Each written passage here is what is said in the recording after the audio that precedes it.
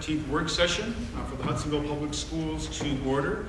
Thanks everybody for being here tonight, and thanks for accommodating an earlier start. Usually these are 6 o'clock.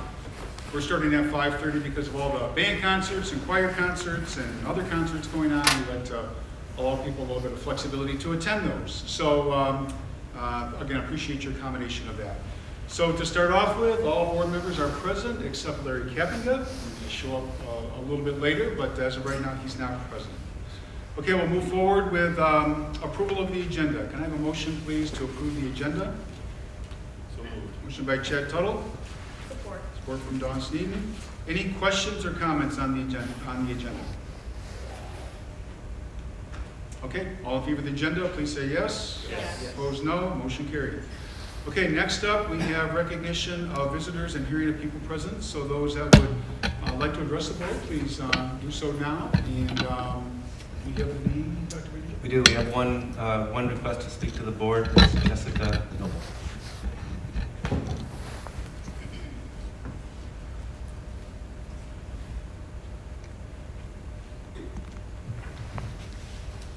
Members of the board and Dr. Vanderjack, thank you for taking the time to hear public comment this evening. I appreciate your service to the Hudsonville community.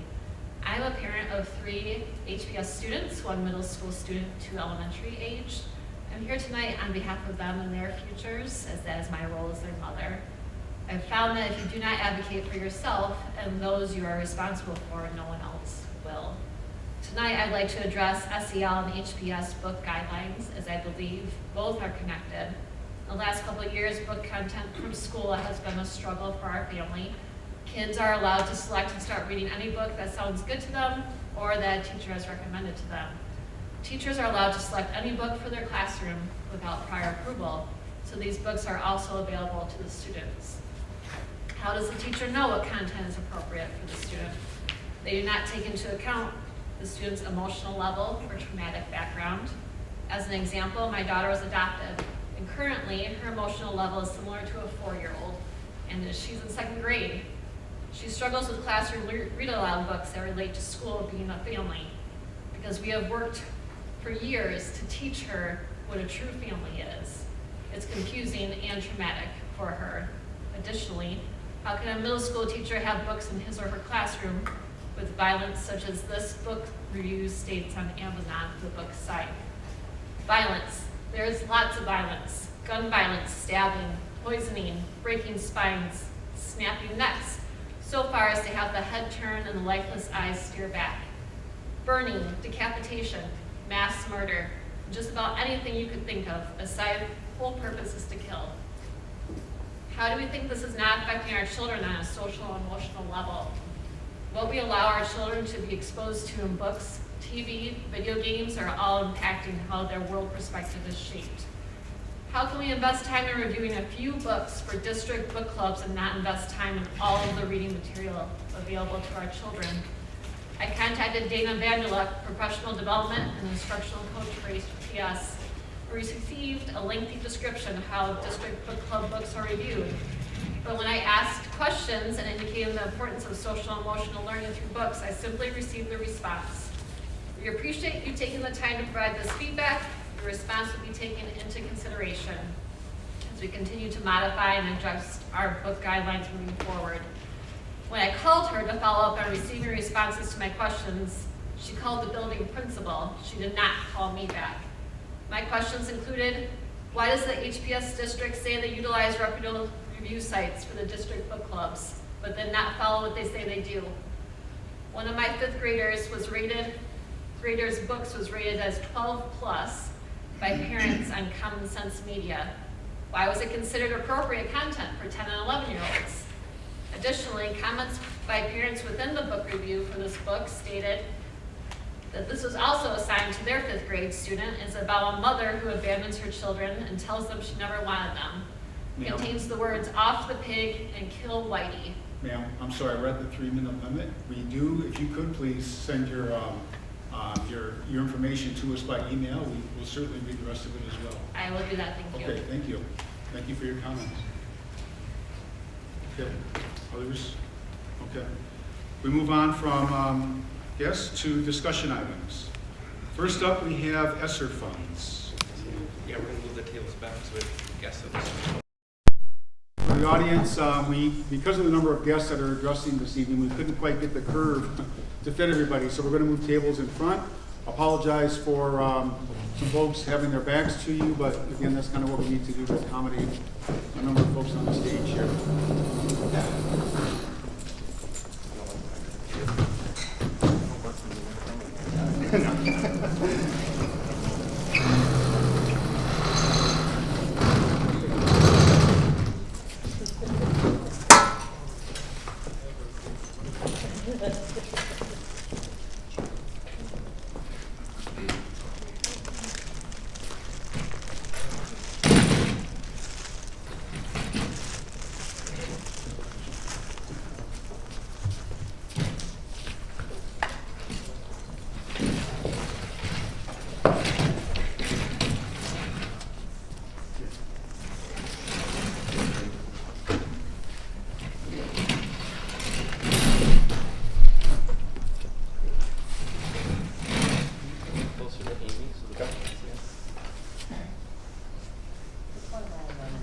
You're looking at that one, and I'm gonna.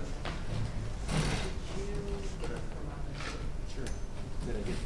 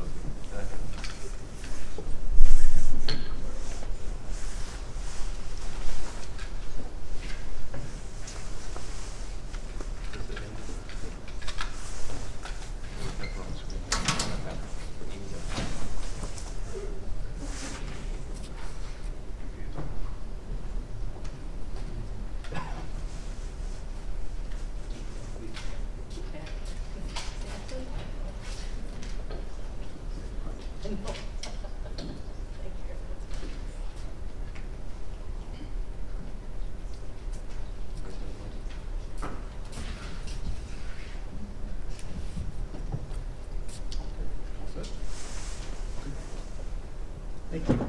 So we are here to discuss COVID-19 relief funds. Speak up just a little. Yeah, just because the audience, yeah, Rebecca. Yeah. Better? Thank you. Okay. So I'll start over. So we are here to discuss COVID-19 relief funds. The latest of the COVID-19 relief funds are was in the packet, namely ESSER 3, 11T, and 31O. Previous to that, just to bring us all up into context, we got ESSER 1, $133,000 in March of 2020. We received $2.6 million in coronavirus relief funds in July of 2020. And then in December of, oh, my volume's going up. In December of 2020, we received another $438,000. And then following that, in May of 2021, we received $2.75 million in state equalization funds to bring us up to that level of $450,000 with ESSER 2. Well, we're really here to talk about the latest round of funding that is coronavirus funding that is ESSER 3, 11T, and 31O. Just for another bit of context, ESSER 2, the school district received roughly $141 a student. That gave us an allocation of $984,000. The legislature felt that was far, far below what was adequate and equitable across the state. So they took another pot of federal money and they gave us another 6.7 million in what is called 11T. So that was a lot of ESSERs, a lot of numbers. I'm sorry, but we're here to talk about ESSER 3, the federal allocation to the district, which is $984,000, the supplemental federal allocation, which is $6.7 million, and then another section, another funding source that's called 31O. 31O is also a piece that we're going to talk about tonight, and that is specifically funding for mental health supports of students through positions like school psychologists, counselors, social workers, and nurses. But first, the ESSER 3 allocation. As I said in the handout, and I'm not going to read the entire thing to you, but 20% of the ESSER 3 allocation needs to be spent on learning loss. And I'm not going to joke anybody in the room, I'm not the best person to talk about learning loss, so that's coming to you very soon. But just keep that note that on ESSER 3, 20% needs to be spent on learning loss, and that's in your handout, $197,000, at least $197,000. The balance of ESSER 3 can be spent, really it's much like the CARES Act, but they've added some new strings that we must promote equity, we can expand access to educational technology, but it's really the intent of the funding is to combat the virus in all the ways that we've done up to now.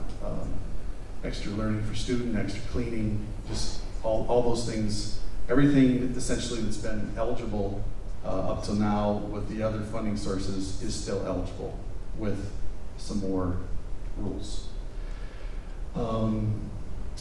11T, the piece that the federal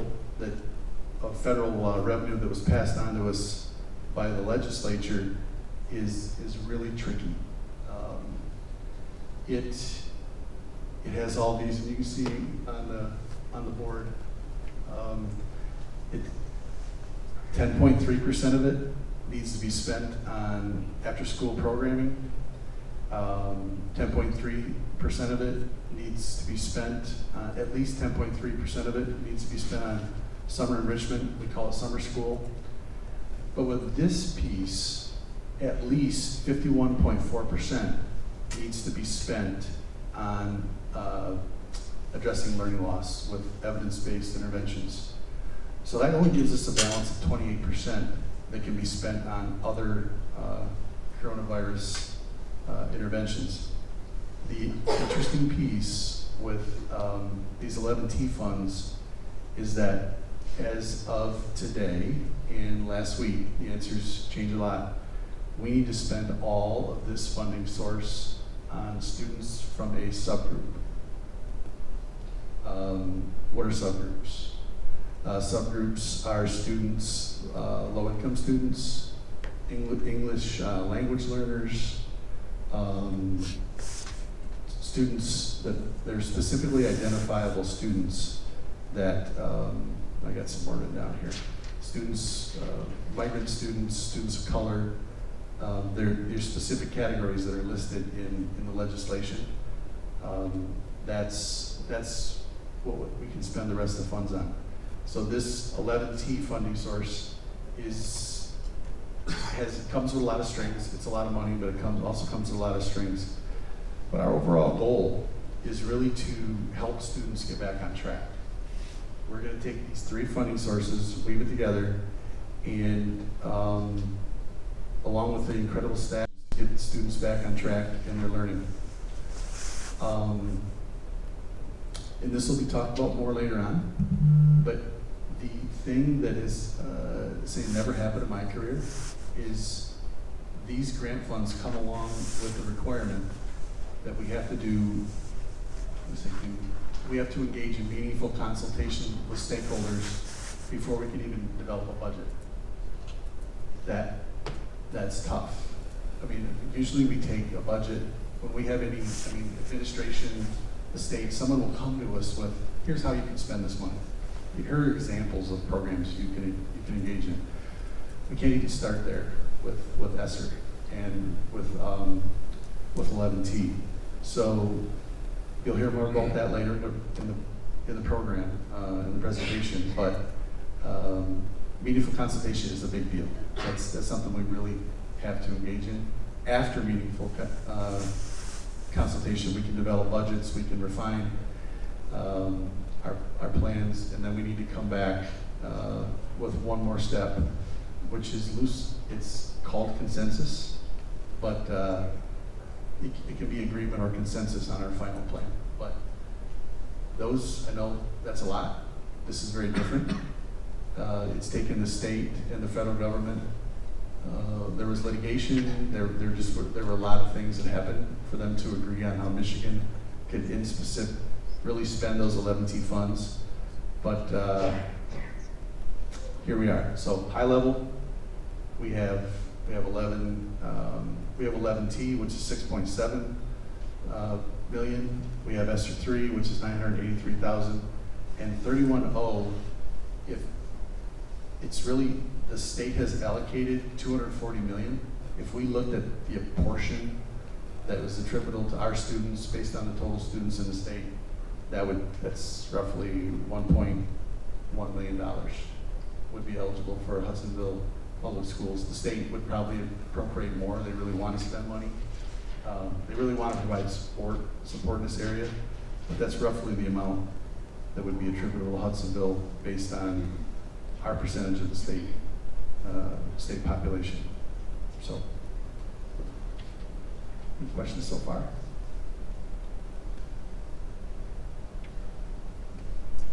At this point, I just wanted to talk a little bit about what is allowable use of funds. And so a big part that I've been working on, and Andy Secor in his new role as state and federal program coordinator, we've been kind of in combination with this idea of meaningful consultation, also beginning to process with various leadership groups under the lens of learning loss. So that's really the part that Andy and I are beginning to work on, and have already started some of that meaningful consultation with various leadership groups. And I think Andy's going to launch into that next. But the big idea, down at the bottom of the page, you'll see basically a definition of learning loss. And this comes from our state business officials, that learning loss must be spent, or funds to address learning loss must be spent through the implementation of evidence-based interventions, and ensure that those interventions respond to the student's social, emotional, and academic needs, and address the disproportionate impact of COVID-19 on underrepresented student subgroups. And so that would be for all of the funds, but especially, as Pat highlighted, those 11T funds, they must be spent on the subgroups to address programming and supports, social, emotional supports, as well as the academic supports. So that is our obligation, to spend the funds in those ways, and then it breaks it down even further. There's a ton of criteria that we have to follow within that, but that's that overarching big idea of learning loss.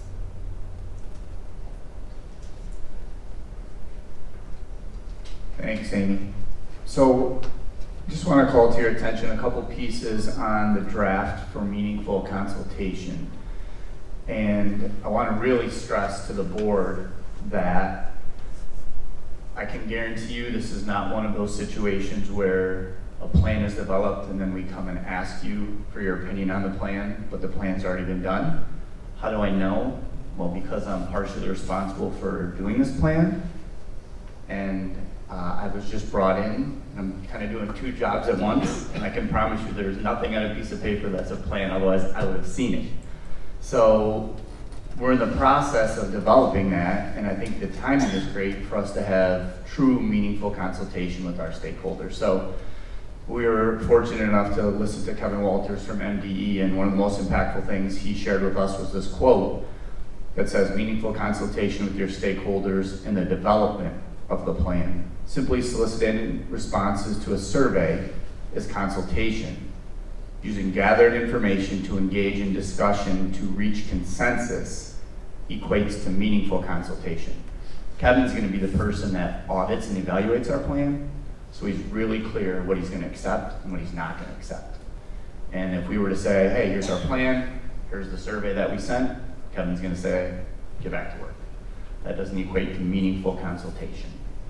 So it was helpful, I think, for us to hear him on numerous occasions so we knew exactly what the threshold was.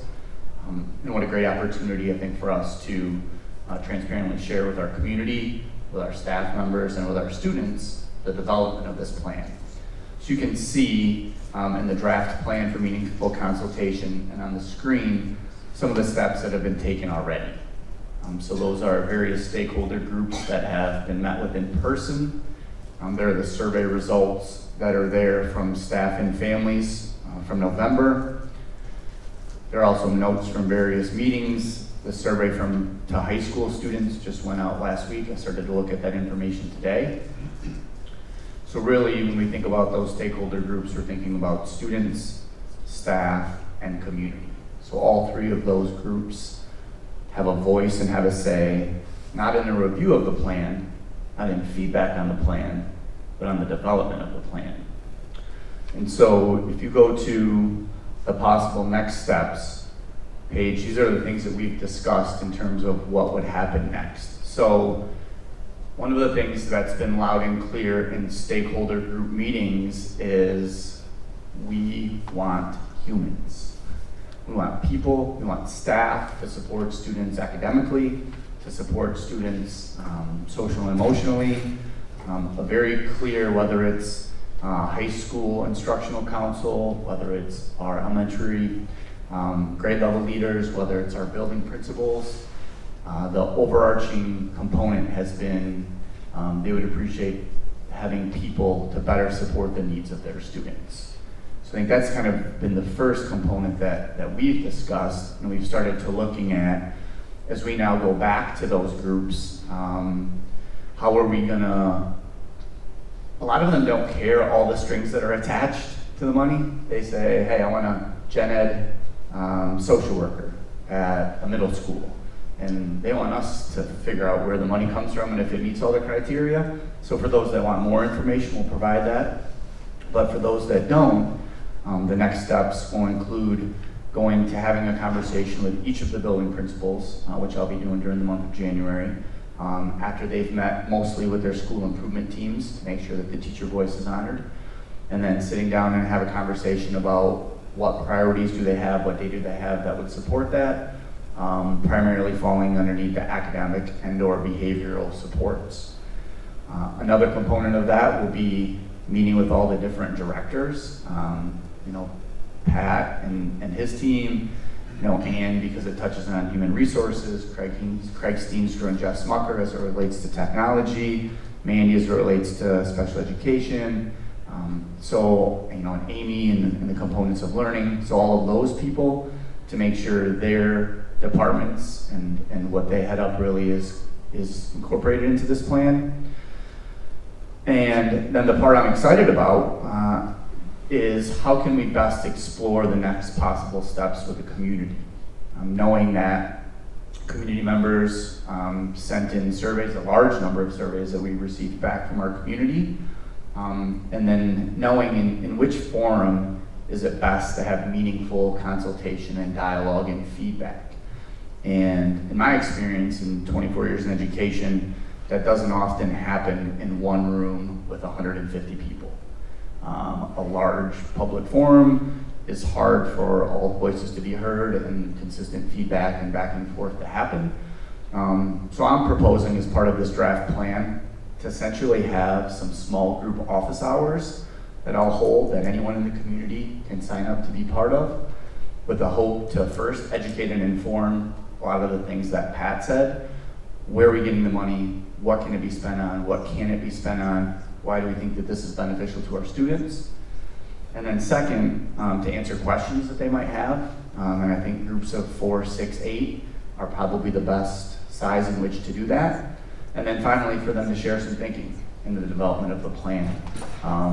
Me to share the thinking that I've gathered from these various stakeholder groups, them to share some of the thinking that they would have.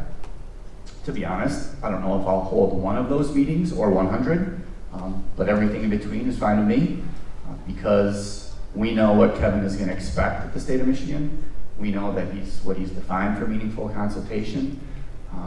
And with these various pots of money, and as Pat said a lot of times before, trying to do something that's never been done in terms of development of this plan in this way, some of these possible next steps seem like the best way to really reach the meaningful consultation. Other meaningful consultation pieces I left out? Amy or Pat? Okay. Thoughts or questions on kind of some of those possible next steps from the board? Andy, when again do we have to use this money by? Yeah, so the funds need to be spent in their entirety by December of 2024. So you've received a lot of feedback in regards to wanting people.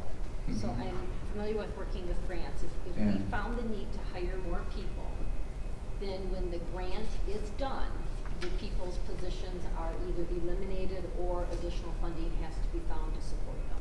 Yeah, so That's one of the challenges. so some of the challenges are, one, how do you build something that's so great, that's short term, that people know is going to be taken away? The second component is how does, and Anne has some awesome ideas on this that she shared with me already, how do we create positions to where those people, especially if they're super successful employees, can then be meshed back into current positions based on retirements or other things that might happen within that time frame. But I think the timeline of what do we do now, what do we do next, in addition to, we know that hiring on December 15th is not the best, but if we really put together a thoughtful plan over the course of the next months, we can even get ahead of the May-June hiring season for some of those positions. Because every district has received funding like this, so, and mental health is such a significant concern right now. We know that we're probably going to be fighting for people. Mhm. Yeah, I think that that's true, and I think the things are the timeline, so and how do we get out ahead of that to the best way possible.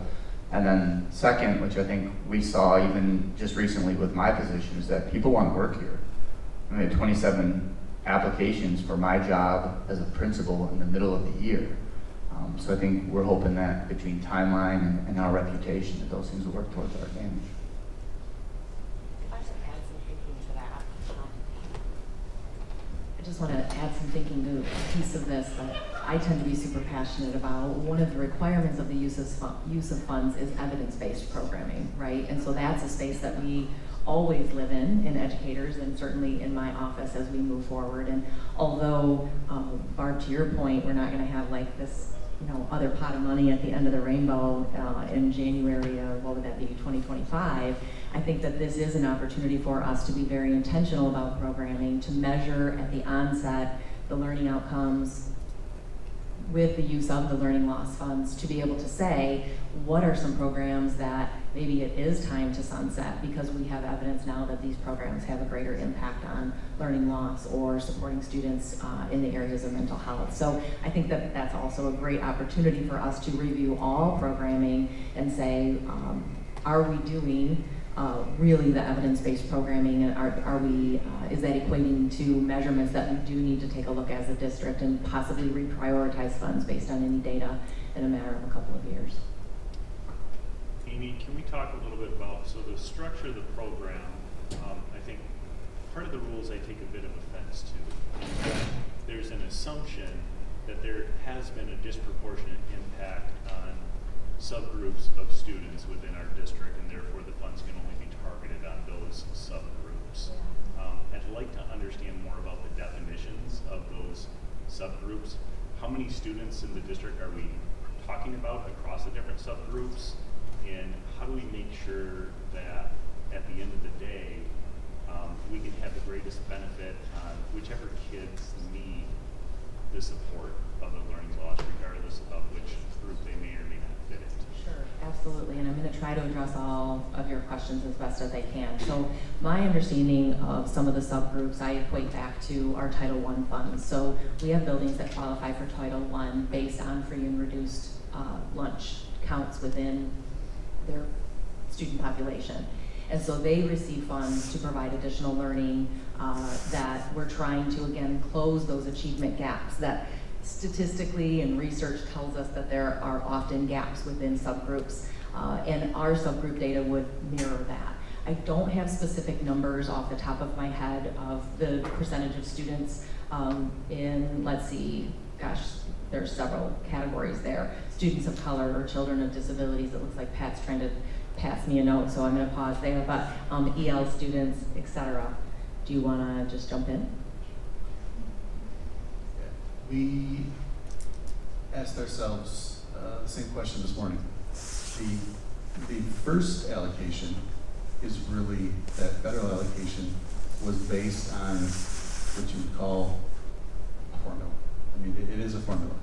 That formula is indicative of how many students of poverty Hudsonville had, and it was less. We have other students that don't meet necessarily that aren't funded just because of the income levels, which is going to make our program very interesting. And it's also going to give us, as Andy was talking about, more opportunity to spend money on the learning loss. We have that extra money, but it's a piece we also talked about is we're looking at our data. So that's a piece. Our data will really drive a lot of that programming. But just strictly students from some of the subgroups as they rest right now, we haven't counted. Yeah, I feel confident that by spending some of this money based on some of the strings that are attached, that it will be able to free up other possible resources to support students. So I'll just give you an example. We have students who we hire reading interventionists at Jamestown to support students, and they can only work with X amount of students. But we currently have other supports at Jamestown who maybe would have previously been working with that group of students that can now work with some of our students that we can see maybe don't fit under one of these specific categories, but still need the support because we can tell that they've been impacted by this. So I do think that there will be some of those shell game components that we'll be able to do because of this. That's helpful to hear. I think the concern being, if relative and comparative to other districts, if we have a smaller proportion of students that may be in an eligible category that we can target the solutions on, then you're going to end up with exaggerated solutions if that's the only place you can spend the funds. I think Andy's summary of that idea, and I'm going to try to talk really loud, but that idea of being able to supplant funds to ensure all students in some form of equity across any programming in the area of evidence-based programming absolutely has to be something that we are looking at. You had several layers to the question. Did we leave any out, or did that? I'm good. Okay. So, did I understand it right that if a school though is declared enough students are there to qualify the school as Title I compatible, that the whole school then qualifies for support? They do, but it's only at a certain funding level. And then, as Andy kind of alluded to, the students who receive supports, we have to track who those students are, and they have to fall within that range of evidence of needing academic supports. In this example that I have going in my head based on Andy of needing reading supports, and then they keep track of all students that they support.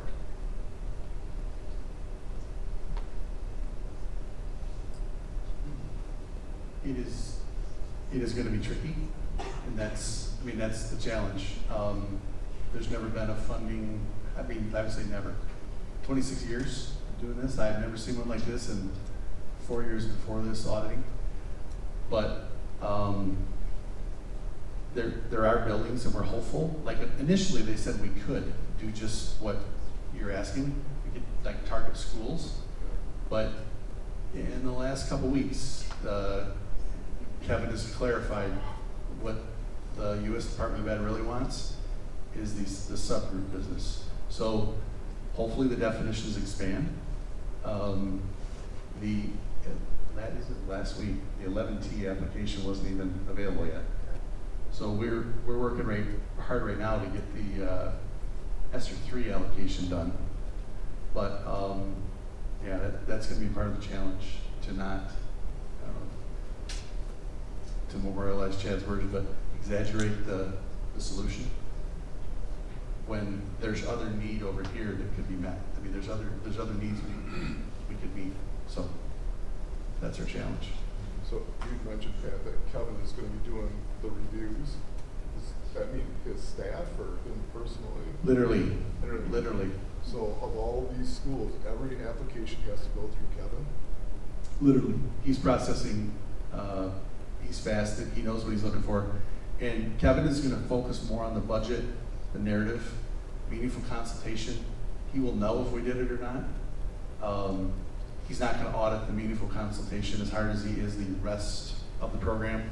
But yeah, he's it. Hopefully he gets some help. We've been dealing with this with the Department of Ed, mostly working remotely. Thank goodness Kevin actually broke out and came out and did an in-person presentation for us. Most in Ottawa County, most places haven't had that. So when you talk about the plan and some programming, are you able to use some of the existing programming that's successful and just bolster it, or does it have to be a new program? It does not have to be a new program. So I guess the example that pops in my head first, Dawn, is the idea that we developed a tutoring program across the district using evidence-based materials, and we're implementing that, about to launch our second round of that. So it's a 6 to 8 week tutoring program. It looks a little different at elementary and middle school and high school, and got great feedback from the first round, and we're really modifying some of the components of that programming based on student data and the tutors' feedback and so forth. And so that is something that we can continue to grow and expand. Certain dollars, especially under 11T, must be spent on after-school programming and so forth. So that's an example. Another example would be instructional coaching, for example, or interventionists. Those are evidence-based models of improving classroom instruction as well as supporting students in the area of intervention. And so those are programs, if you will, that we could expand with the use of these dollars in hopes of doing two things. In my mind, one would be continuing to equip teachers so that they know how to support, right? Teachers are always looking for additional tools to add to their tool belt. So utilizing some of those models as well as then the intervention, so the one-on-one with students or small group intervention, again, depending on the grade level and whether that's math or whether that's ELA. And that really goes back to the data. We want to make sure that we're using data to drive these decisions about what does intervention look like in our buildings, what does support look like, and then we need teachers to weigh in, right? We need principals to weigh in and teachers to weigh in to say this is what we believe would be most meaningful, and then we want to measure it and see if it's working.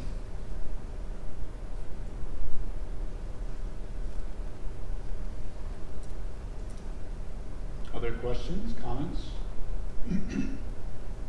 I mean, excuse me, Andy, you had asked a question about these steps, and does that seem directionally like the right place to go, the right way to approach this? And I know there's just listening, a lot of work, obviously, that has to go into that. This is something nobody's ever experienced before. But that seems directionally like the right, at least in my mind, in my opinion, it seems like directionally the right approach to take, Andy. So, and clearly a lot of thought already into some of the questions, can we use this money for the subgroups and then, do some things with other groups that we also know need support and so forth. So clearly you're already processing those through. We're excited for the challenge. Yeah. So when will the board see this next then? What will be the next milestone? Yeah, I would say, I think the month of January will be important for those boots on the ground stakeholder meetings. So, I just think off the top of my head, sometime by February, I would hope that our team would then come back and look at all the possible PD resources, people that our buildings are thinking of, community conversations I would hope would be wrapped up by that time. I would think by sometime in February, which I know kind of correlates to some of Ann's thinking on hiring and getting job positions out there and things posted. From a timeline, I believe we have a work session on January 24th, so in the back of my mind, that's kind of where I've been thinking that we'd be able to come back with you with an update. Yep. I think I got that right. Board meeting on the 20th and work session on the 24th. I Sounds believe. like you're volunteering me to come back. I think I am. We're a good team, Andy. So noted. Okay, good. I would just encourage us as we're thinking of solutions and soliciting input to also think bigger. I know this is a lot of resources, but I actually think there's a lot more resources that are going to become available. I know the state has barely scratched the surface of allocating approximately $10 million that they have, that I would imagine somewhere some of those resources are going to end up in education. And I think we ought to have scales of solutions to know if additional funds come in, that we can fully commit to putting to use the funds that are being available for kids right here. We had a time when these funds were first, let's say, the July appropriation, that was passed, when a good deal of that 11T funding was promised to be able to be spent on air purification, building measures, everything but building the buildings, like going through your buildings and adding air conditioning. There were literally our schools, big urban schools, that thought they had a lot of their plan taken care of. It's a need, but they'd be able to renovate their schools. They certainly didn't get the 11T money that we got, but with that front end ESSER 3 money, that's going to be a lot more of a challenge now than they thought. Anybody thought. Good. Other questions, comments from the board? Okay, great update, thank you for walking through that and answering our questions, and we'll look for late January, that January 24th meeting for an update. Okay, thank you. Thanks, Andy. Thanks, Beth. And Amy, you're staying up, right? Yeah.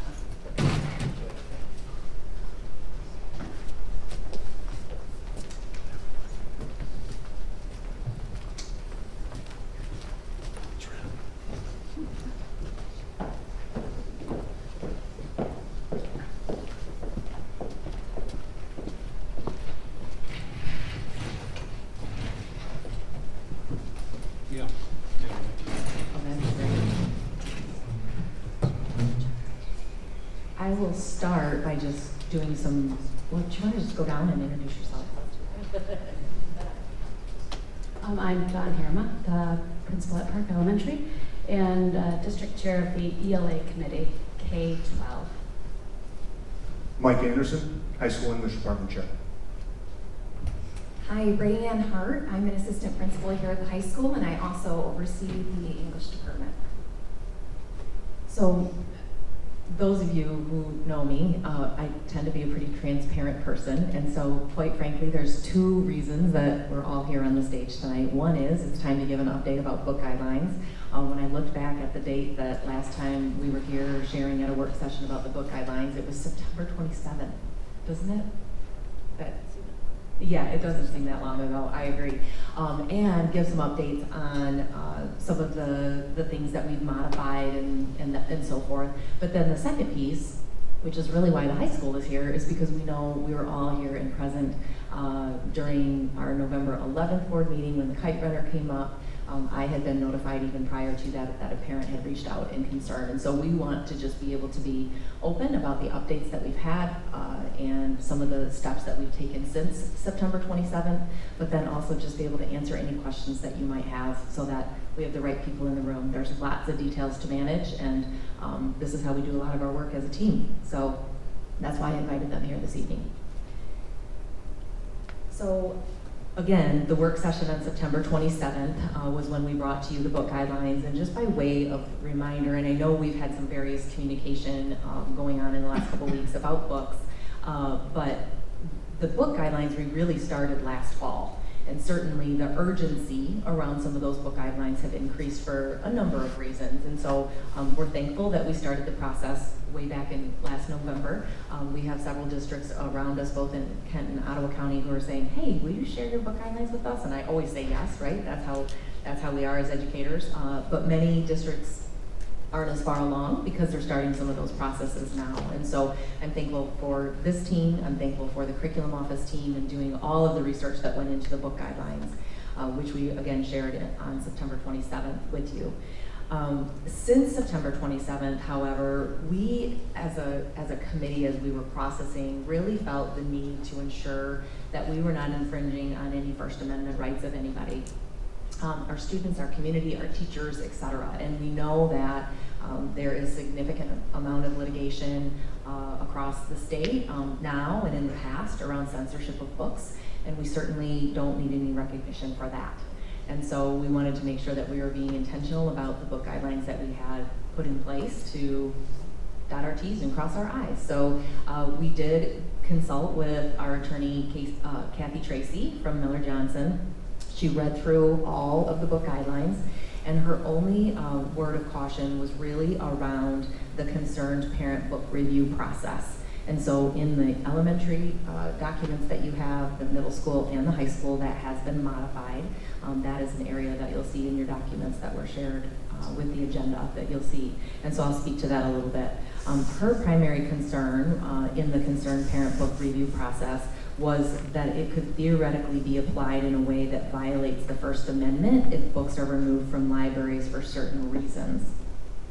Her example is specifically if the review process were to be used to remove books from district libraries because they, for example, conflict with Christian values, you could have a First Amendment censorship issue.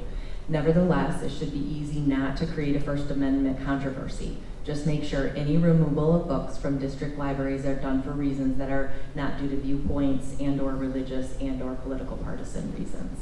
And so you'll find that language in our book guidelines, which I know is very complicating as we think about age appropriateness of books and how we proceed. But that is the legal advice we were given, and so we did make that language and process part of our concerned parent book review language, if you will. In addition to that, because families are reaching out more and more, which we do believe is part of the reason that parents are reaching out more about books is because we are providing them with more information. And again, at the elementary, middle school, and high school, that all looks a little different based on where we have been in the process. But an example might be that at the middle school, because of where we are in our curriculum review process in English language arts at the middle school level, we've started sharing information with parents on a very regular basis about book clubs and so forth. And we're sharing vetting tools, and so parents are reaching out and saying, yes, I would not like my child to read that book, but they're okay to read this book, which is exactly by design, exactly what we want to have happen. However, along with that then goes that our administrators also need to be brought up to speed on what is allowable and ensure that they have clarity around what those talking points might be around books. And so we did ask Kathy Tracy to present to our administrative team on December 2nd. And then we did have a couple board members in attendance. We had some great dialogue with a couple of you after the meeting. And I find that all of those conversations and those questions that get asked continue to solidify for our team our big ideas, the tweaks that we put on the book guidelines that are, kind of in final form today before you. And so all of that has been very helpful. I think our administrative team also walked away with more clarity about what can we do, what can't we do, and that was the goal of that time, is just to make sure we're supporting administrators in that as well. Finally then, draft book guidelines have been discussed with ELA teachers, again at various levels, utilizing department leaders and such across the district.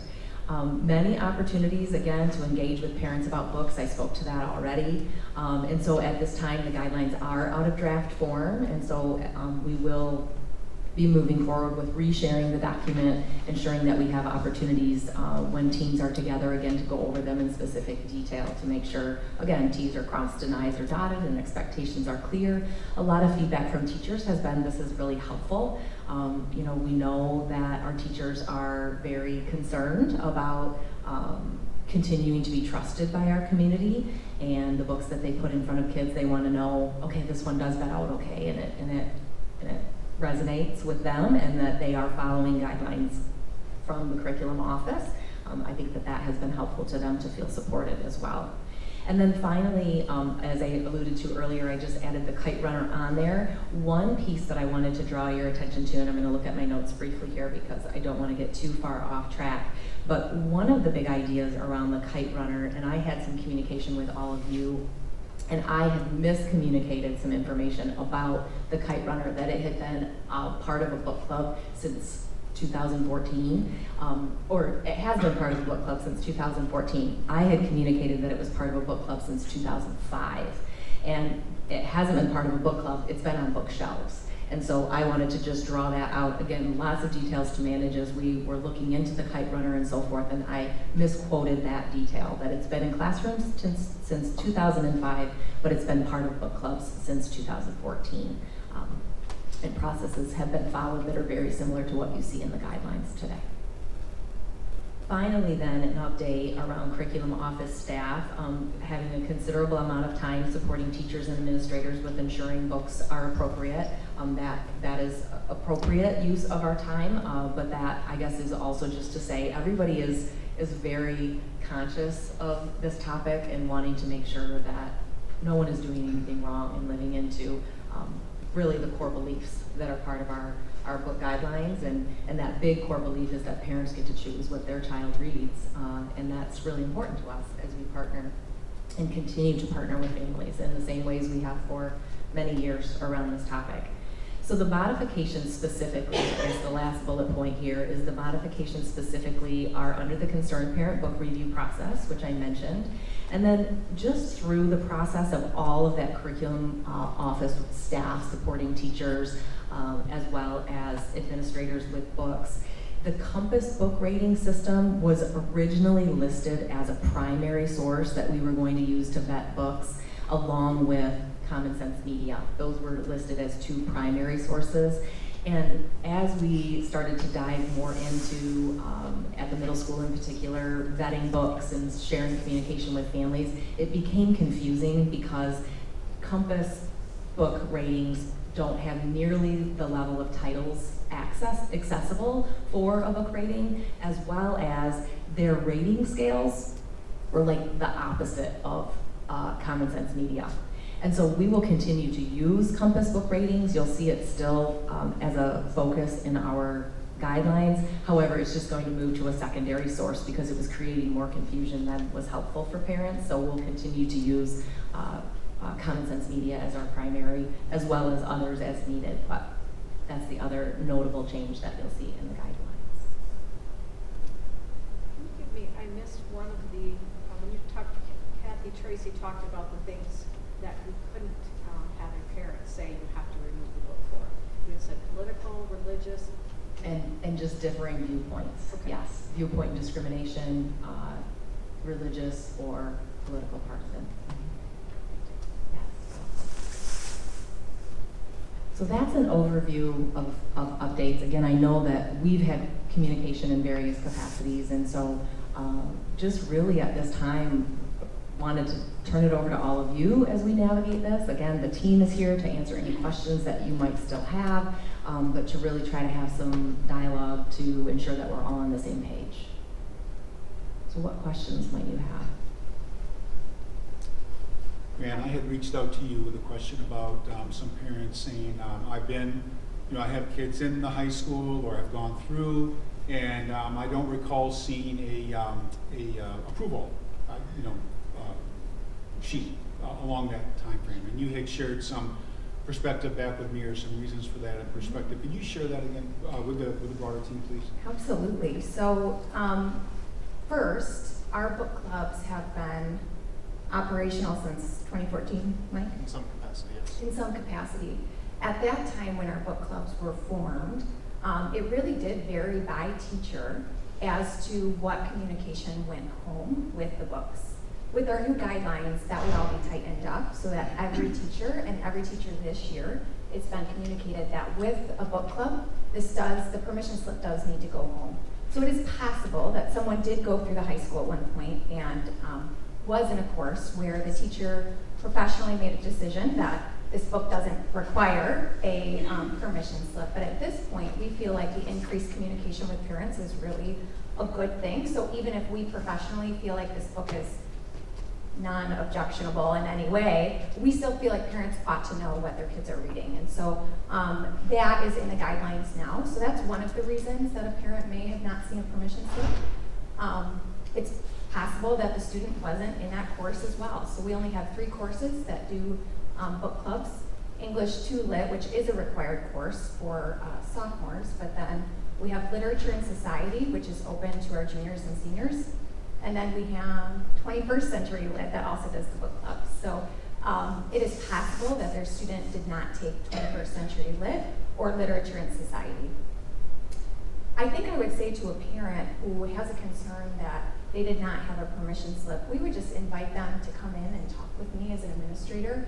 Those are the types of conversations that I want to be having. I would much rather have a parent come in and say, hey, I haven't seen that permission slip, and we look a little bit more into why. There are a lot of other factors too. I certainly want to assume that students bring them home to their parents and that their parents are the ones signing them. Of course, I want to assume that. I was a classroom teacher as well, and I did have one time when a student took the creative liberty to sign their own parent's name on that, and that came out at parent-teacher conferences. But sometimes that happens. I want to assume our students don't do that, but I think there are a lot of factors. Mike, can you think of anything else that would be a factor why a parent may have not seen a permission slip? Sure. I just reiterate that book clubs are not a component of every course that we have. The only required course is 2 Lit. And I know some students went through 2 Lit in the spring of 2020, during which we obviously did not run book clubs as well. Does that answer your question? Yep, thank you.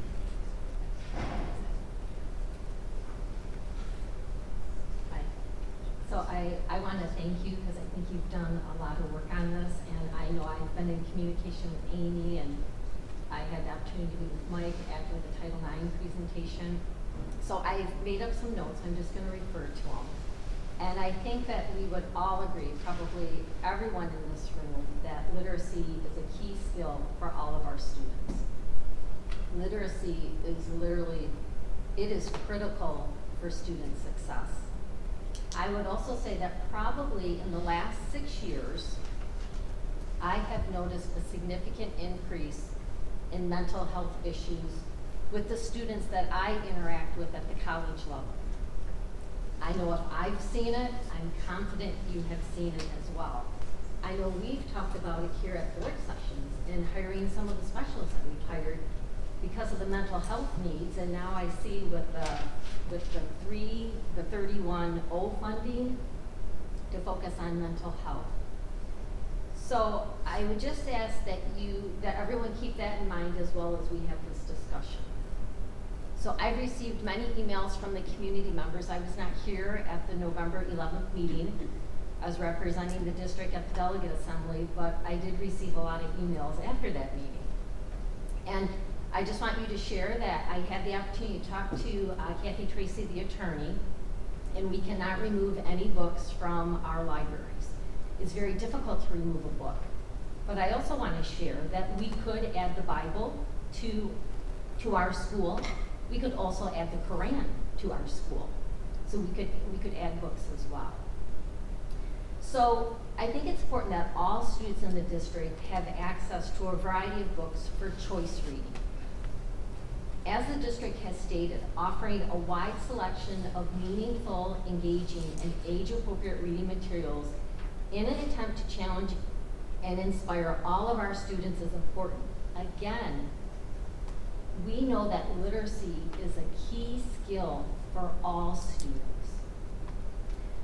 So according to the book policy, after confirming that the book is age appropriate, one of the most important aspects that is considered is a book's literary and educational value. With so many books available to choose from, why is this the most important thing to consider? I'm concerned with choice versus book club, and I understand it doesn't sound like there's a lot of classes that have book club. Again, with choice for independent reading, students have access to a variety of books, and it still sounds like there can be parental consent, approval with that process, but they still have access to a variety of books. this discussion has also focused on The Kite Runner. So that's the book I would like to reference. The Kite Runner is used for book club, and again, it is not required as students have options related to book club. Yet The Kite Runner is a book the district has selected for its literary and educational value. The main concerns about the novel include its sexual explicit content, offensive language, and age inappropriateness. In 2012, it rose to 6th place on the American Library Association list, and in 2014, it placed 7th. Other objections to The Kite Runner include its treatment of homosexuality and religious viewpoint.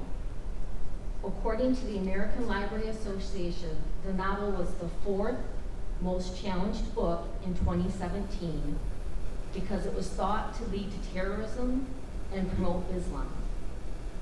One parent on Compass Media stated, "This is not for high school students.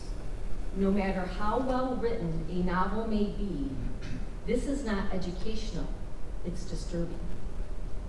My son showed me several pages and then refused to read on. That's the same young man who watches Avengers, plays video games, and hits hard on the football field. He was disturbed by this book. We talk a lot about safety, and as I mentioned earlier, we also know some students struggle with mental illness.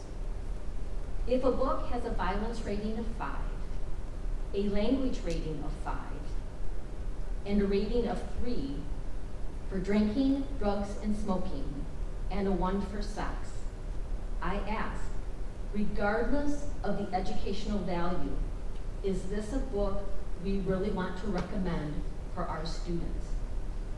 I'm confident, based on the expertise of the teachers, that there are other books with the same literary value and message, but do not have the high ratings in multiple categories.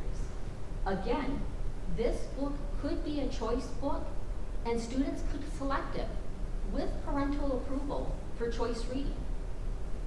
I would like to note this book is also listed as contemporary fiction with an age rating of 16 plus. It is also my understanding, and please correct me if I'm wrong, that this book is currently a book club for sophomores, and depending on when the book is assigned, not all students will be 16, depending on when they celebrate their birthday during their sophomore year.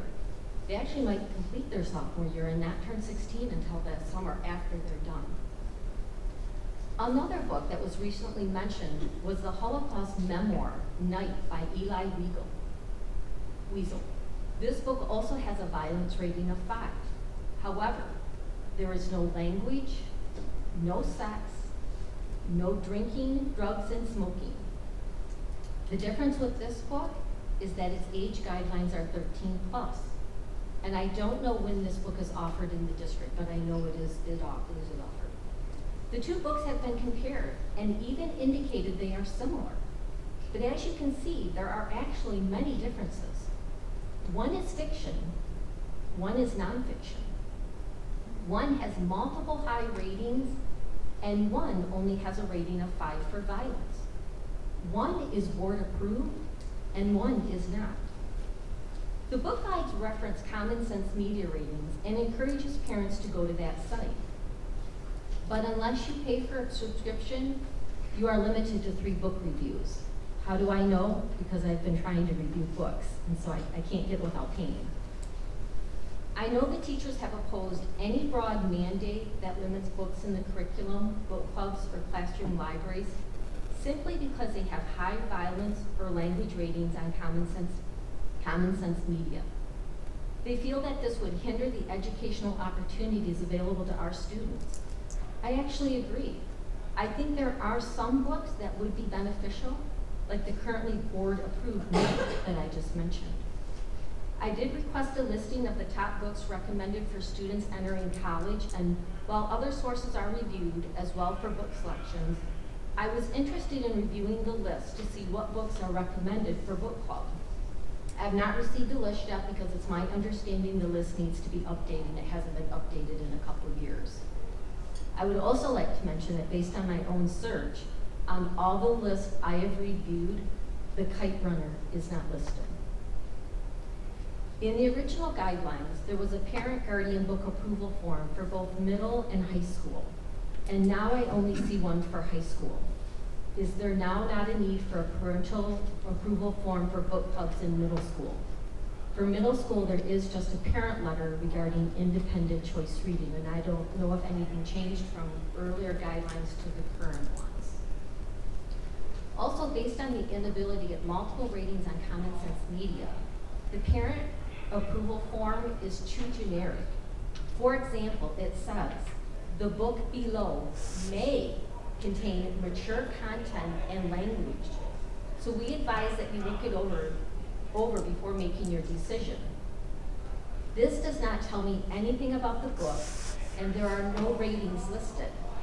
Nor am I able to review multiple books on Common Sense Media, because after you review 3, you now have to sign up.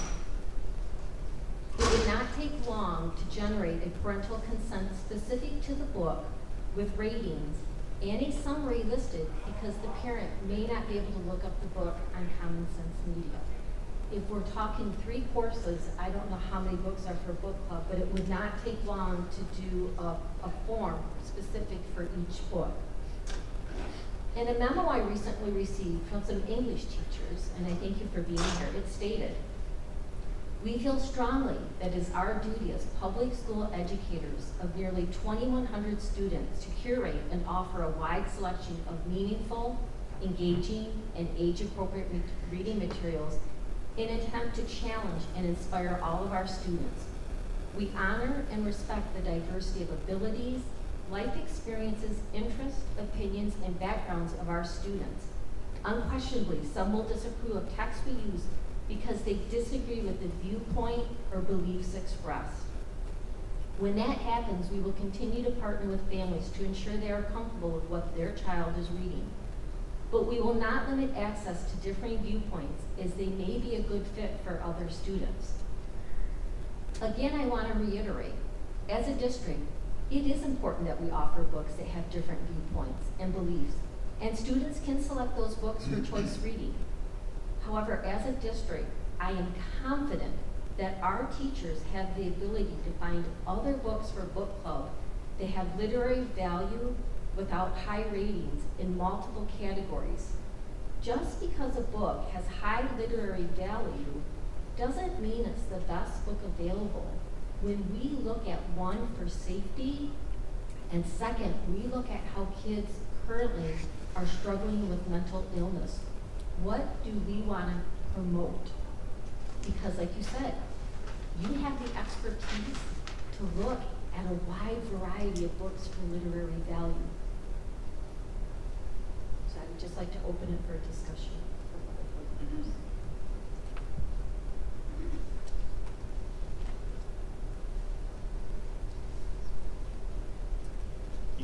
I'd just like to sign my name to that.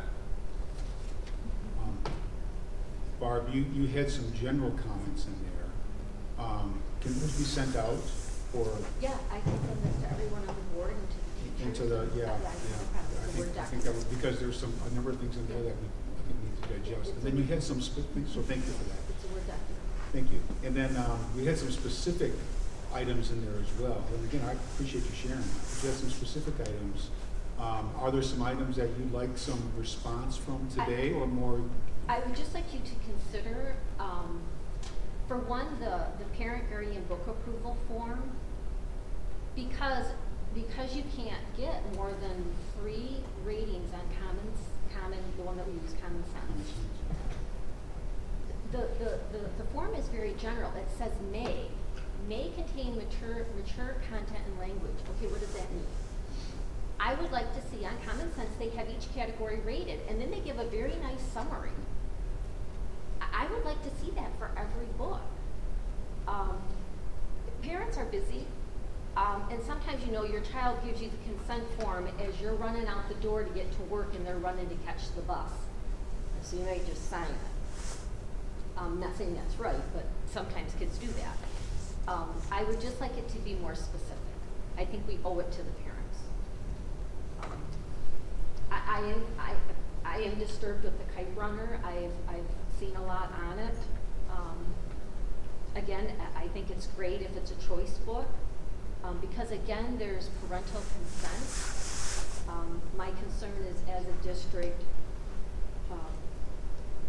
I think we can do better, in my opinion. And there are many, many books with great literary value, and I know you have the expertise to find it. That we can't find another book comparable maybe with the message of the Kite Runner. I had recommended one in a different document that I had sent to Dr. Vanderjagt and Amy.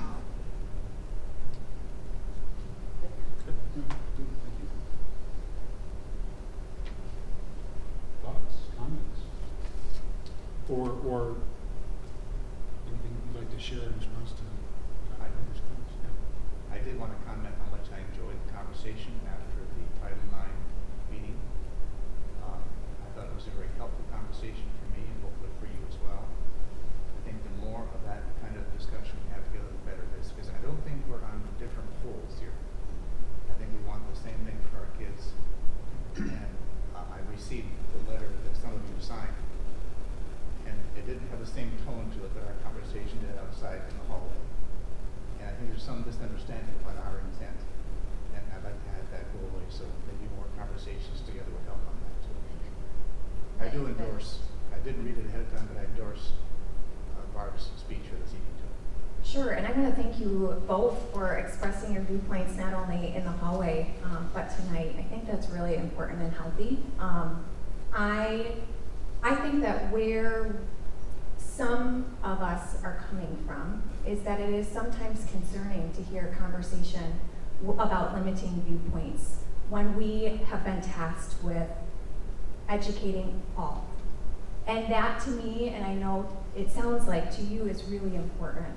And so I think that I would encourage anyone who has not read The Kite Runner yet to read it. Not so that you can agree that it should be placed where it is, but simply so that you can understand why our educators have felt that it's an important book. And I think that when you do read it, I think that what you might find is that the messages that come through are not about the violence. It's really about our shared humanity. I think about what happened in Afghanistan this year, and I think about my own educational experience, being able to grow up. I was in the 6th grade when 9/11 happened, and I watched the news. And I think about our kids today, and I think about a lot of them were born post 9/11 now. Well, all of them, right? Where's my mind at tonight with my math? I'm just an English teacher. But I think that to the teachers who have used this in their classrooms, I think it offers an incredibly important lens to present day events. And I'm not saying that The Kite Runner needs to be a board-approved book, and I'm certainly not saying that every parent needs to make it a fit for their child, because I deeply respect Dr. Huber, you talked about how it wouldn't be a good fit for your son, and I respect that. I don't know if it would be a good fit for my daughter when she grows up. I don't know my daughter yet. She's not old enough to read the book, but when she is, I will know my child just like the parents in the room know their children.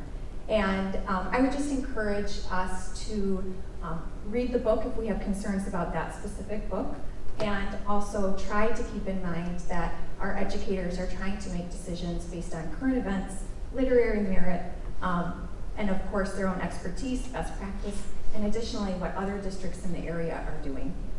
We do have several districts in the area who have this as part of their board-approved curriculum. So while I know that Hudsonville has certain values and I want to respect those, and that's part of a larger conversation, I just want to offer that in other districts. They have found this to be something that all students should read. And again, I'm not saying it's for all of our kids, but I just want to offer that. I don't want to be like other districts, I want to be better. Yeah, and I appreciate your passion for that. Certainly. And as a teacher who has had students read The Kite Runner in my classroom, I have seen many students engage with this book in a way that others have not. That is not to suggest that I think it is right for all students, which is why we have an approval process that we've been developing over time. And we don't intend that any student reads this book as a book club choice without the prior approval of parents. We want to make sure the parents are a part of that conversation. We want to engage parents in their child's reading, and we want parents to be aware of what their children are reading and be a part of that conversation. But Mike, right now with this current book approval form, they're not gonna know, because it just says mature content and language. That doesn't tell me anything. Certainly. I would respond that I think some parents that know that there's mature content and language are already okay with that, or already ready to deny their student the opportunity to read that book, which is certainly their prerogative. I would also say there are plenty of resources available online in order to find out what content is in the book. There is more than Common Sense Media. There's Goodreads.com, which provides summaries and reviews. I know we hear from people all the time that tell us about reviews that they've read on Amazon, and that's why they find maybe a particular book objectionable. So I think there are more resources than just Common Sense Media for parents to familiarize themselves with these texts. How many books are we talking like for book club between the 3 courses? Would it be that hard to do a specific form for each book? I think you bring up a great point. I think that a continued conversation around what information would be relevant and pertinent on that form is important. I do think that there's room to make the slip even more informative to parents. I don't think that there's anything wrong with more information. I also want to respect and honor that even some of the information that we give parents will not be either from a source that they find appropriate or in alignment with what they want.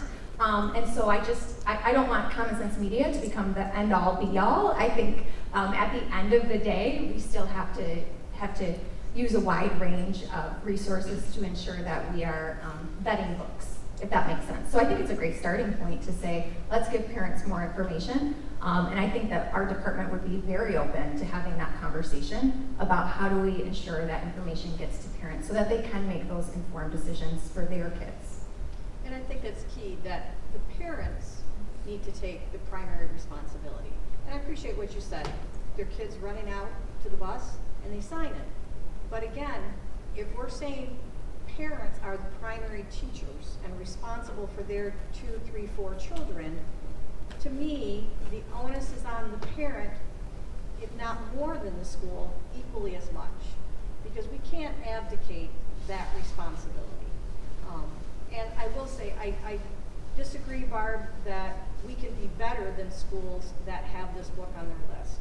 Because I'm not sure that says a lot about some of the schools. And I know several locally where I've talked to the teachers and the staff, a local Christian school, that's on their book list. So I don't want it to give an impression to our public that these are lesser school districts, because that's also a book they use. And I'm not referring to that, Dawn. There's excellent school districts around us. I just think when we talk about mental health, and I teach a lot of students, and let me tell you, mental health is getting, this semester alone, I've never had so many mental health issues. And we talk about safety, violence. I just think we need to think a little bit. That's all that I'm saying. What do we want to promote as a district? And there's lots of books with great literary value. Lots. I want to honor what Dr. Cooper is saying about kids' mental health. We see that too, and we are concerned as teachers, as administrators, as guidance counselors. Our volume of kids who are struggling is the highest that I've seen, and that I know our teachers have seen, our veteran teachers. And I think what I would offer to the board is that the reason that we read, and the reason that we do it in a classroom, and we read hard things sometimes in a classroom, is to have an adult in the room that helps guide us, an adult in the room that can support us, that can be alongside of us. In fact, I think the reading that we do in the classroom is sometimes, I don't know how to say this other than more purposeful and more supportive than what a student may be able to do alone. And I'm so grateful for our teaching staff. I know that they have been through the ringer over the past 2 years, and they have been nothing short of wonderful and professional and gone out of their way on occasion after occasion for kids who are struggling. And we as a department, and I know I speak for myself and many members of the department, feel strongly that literature can be both a window into another world, and it can reflect back the things we need to think about as well. And we feel really strongly about that, and we feel compelled as English teachers and as administrators to help kids through this, and literature is just one piece of the puzzle. When you look at educational value versus negative ratings and these other categories, how do you set for lack of a better term, a rubric that says when the educational value reaches this point, it trumps these other things? I would say setting a rubric for that is somewhat difficult given the subjective nature of our content. English is itself subjective. It's not math, it's not science. There's no equation for it. We do our best to have professional discussions with our content teams and within our departments to decide what books that we want to offer kids. And again, we know not every book that we offer for, let's say, book clubs is appropriate for every kid. But we know that it's appropriate for at least some of our kids. And we know that they have engaged with these texts in a way that has led to some very substantial learning and new understanding. I think the only piece that I may add to this at this time, as I'm just listening to a lot of the dialogue and the questions, is maybe just centering back on what Mr. Davis said around, I think that we do have a lot of common ground here around wanting to ensure that text that we put in front of our families are aware of. That is a big piece that I hear us all saying. And then to what Rayanne said, I think that this is an opportunity for us to take a look at what information is sent home, which then leads me to something that I think you shared as well, Barb, in what you read, is why isn't there a permission slip at the middle school? And that is exactly why, because at the middle school level, we send home a full vetting tool of all of the texts that are in that book club and how they rate in the summary and so forth. And so that is how we're handling that at the middle school level. So those processes and procedures are a little bit different.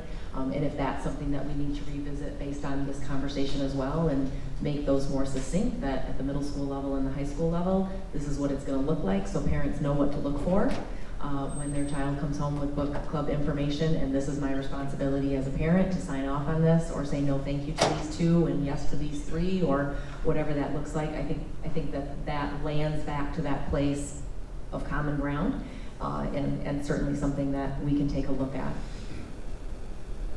I think that, Barb, tell me if I'm wrong, but that middle school approach is what you were talking about for the high school, right? Yeah, in the original book guidelines, the parental approval form there was one for the middle school. Because I remembered it was specific to Riley, and I had asked, is it going to be the same for Baldwin? I think maybe the Riley one was in the high school. Right. And there was I remember reading it, I letter. commented on Riley, and it says, is this like... I think that was a adjusted proofing for high error. school? Yes, I think it was a proofing error. And then I would also say that we can also look at the processes. For example, in 4th and 5th grade, we also are sending home a letter at the beginning of the school year. Certainly then, again, notifying families at the beginning of any book clubs that go along with our workshop model of instruction, but then also for middle school and then high school as well. And so those are some of those things that we can revisit and just ensure that we're taking a look at that with this added conversation and thinking in our minds as we move forward. It is important that students have access to a wide variety of books with differing opinions. And even when we get to the choice books, making sure that parents have the guidance over that. And choice books gets even harder because you have all these teachers with their own libraries. I don't even know how we begin to address that. And I know no one wants to rate the books. I mean, I know that. Our guidelines, I think, do address that, both for donation of books as well as books that teachers are putting on their bookshelves, that we are asking them to use those vetting tools. We did buy a district-wide subscription for Common Sense Media, so teachers have unlimited. They don't just get 3 choices or 3 tries at looking up books. But so I think that those processes and procedures are in place to ensure that teachers have, and again, they're reaching out and asking. I can't find this one. Where might I find it? How do I make sure before I put it on my shelf or before I send it home with a student? And so, again, we've never had typed book guidelines, and so as we go, I think this is a great opportunity for all of us to just get a little bit more clarity about what we think is best and get feedback, and we're all about continuous improvement in education, so this isn't new to us. I mean, I thought the Common Sense Media was a very good website. I thought it gave good reviews with lots of detail. But then I was saddened when I couldn't get back in after I did 3 different books. I'll have to share my login with you, Barb. Amy, does our district-wide subscription allow us to share the reviews with parents so that we could, as Barb suggested, on a book list, share some of the reviews associated with those books? I think I missed the first part of your question. Can you tell me The again? district-wide subscription to Common Sense Media, does that allow us to grab those reviews and share those with our parents? Absolutely, and that is part of the guidelines that we've put in place at this time, that we are sharing those reviews where it ranks with violence, sex, and language, for example, at the middle school level, and then other ratings, comments, recommended grade level for placement of the book, and so forth. So those are things that we can look at aligning across. And I'd just like to add for Common Sense Media, some of the content regarding reviews of those books. There is, the organization does provide ratings. There are also ratings and reviews from parents and from students on that website. So not all of the content found on the page for that book is necessarily directly from the organization, or I guess we could call expert reviews. So there are some subjective reviews on there as well. Is this on? Yes. Oh, good. One other thing I wanted to bring up, just so you hear it from me, and not somebody telling you that I said this. I have some anxiety, I think you mentioned this to Mike, with regard to sexual content of some of the books. Particularly, I've heard it from the 4th, 5th, 6th grades, and how we differentiate information from indoctrination. And I don't want to violate any Title IX rules here, but some of the books that have come across me, to my attention here, have concerned me because they appear to be both indoctrination in terms of sexual preferences, and I wonder if they aren't even a part of sex education rather than just literature in the schools. I'm not asking for an answer, I'd like to have this discussion at a meaningful level so that we agree. I think that we had some books that came into our buildings a year or so ago. I don't know where they came from, but this seems to be a part of that. So just, if you put that in your brains, then we can talk about that sometime, all right? Sure, Mr. Davis, I just want to ask a clarifying question. Are you talking about sexually explicit material? Like, I guess I just want to better understand the conversation that we would have. Yes, sexually explicit material, but also not so much that it is just telling children, if not encouraging children to identify their sex as other than what it is by birth. And I'm not trying to say that we discriminate against children who feel themselves as homosexual or gay.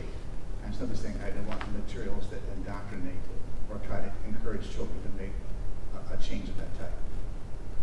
I think that's probably a good topic for conversation. I'm not sure where we're at with time, Mr. Hall, but I think that what we heard from the attorney was that that would be that viewpoint discrimination, and so that is we need to proceed with caution.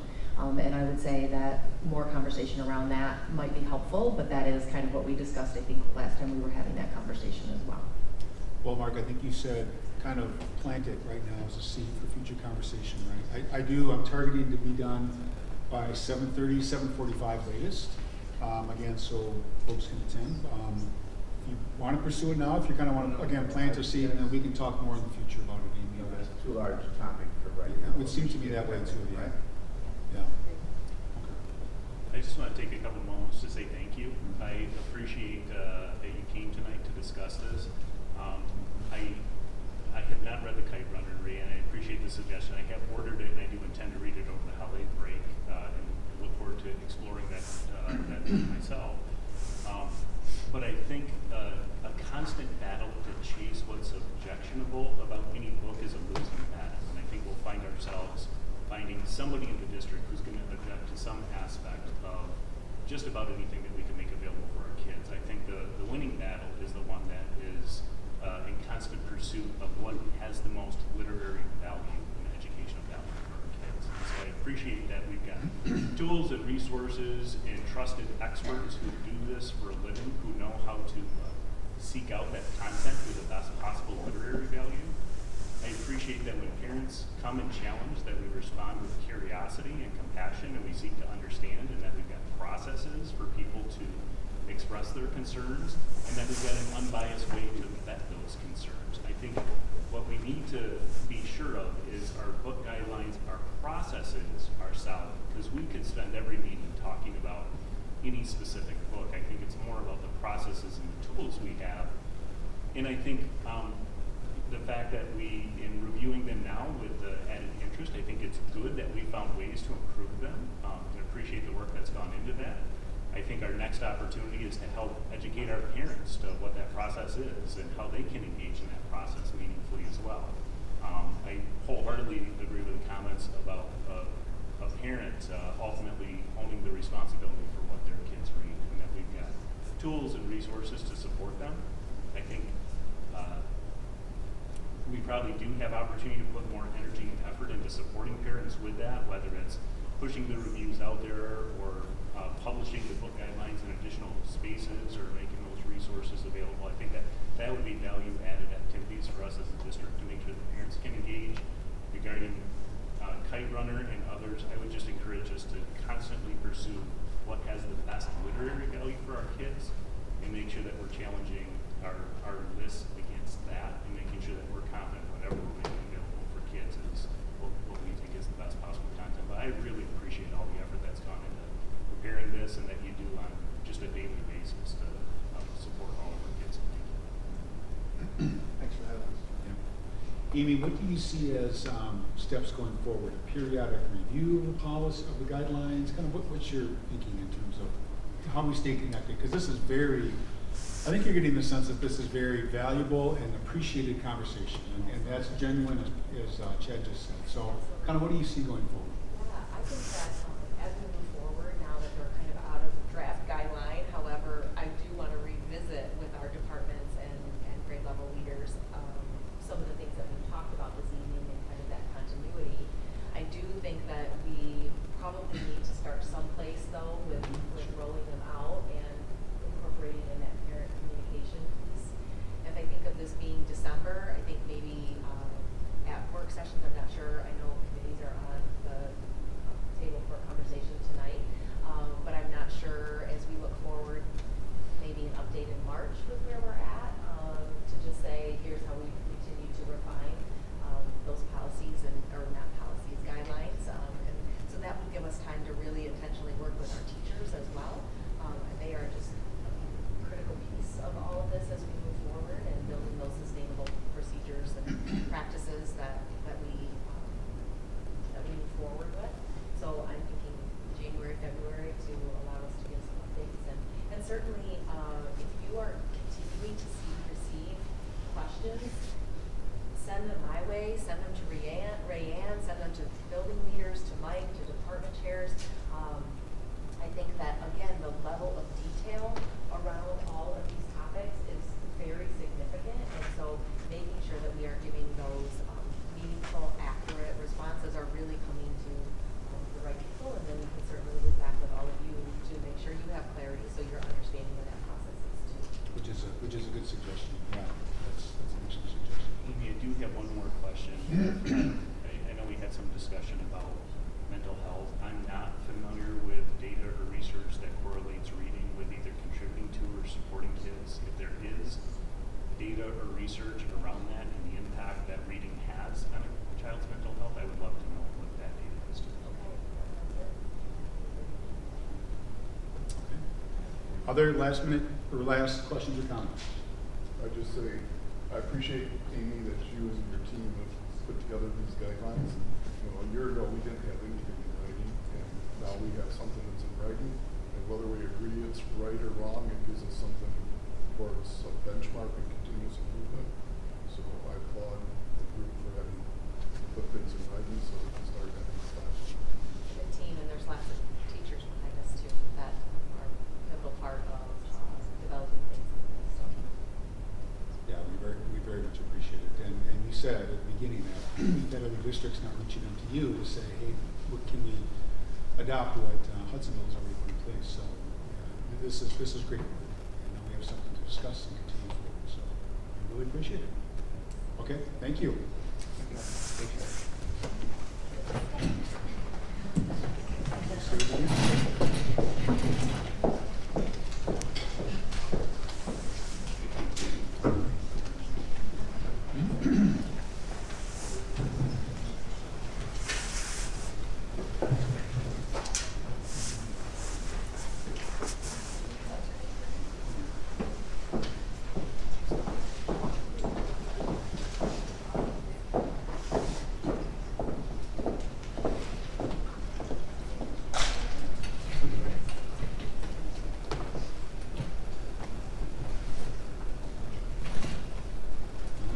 Next up, we have social and emotional learning update.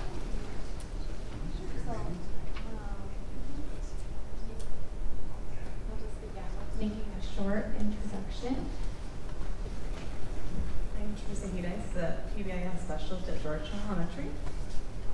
Heather Stauffer, PBIS specialist at Park Elementary. Introduce yourself. There we go. I am really just thankful for Teresa and Heather being here tonight. They've been a great part of our team and have a lot of great insight about how things are going in the building. So tonight we hope to just cover an update and provide some information related to some questions that we understand you've been fielding. So we wanted to start with timeline. We know that some of the questions that have come your way have related to timeline and process, and so we wanted to just provide some detail around those things.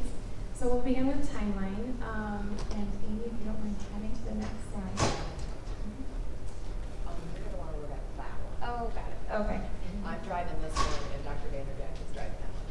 So move to the next one, Steph. Yeah, that would be great.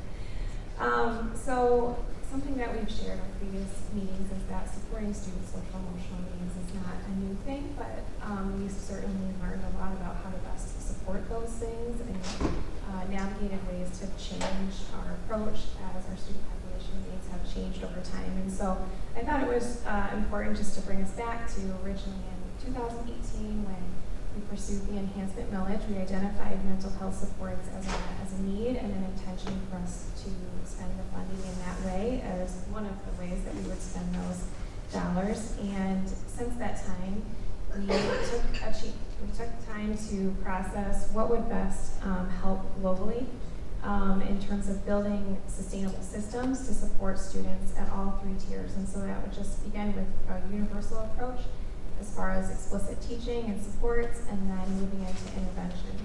So in the spring of 2019, we began with 2 PBIS specialists and a student service coordinator with the goal of being able to support teachers and learning in the areas of positive behavior interventions and supports.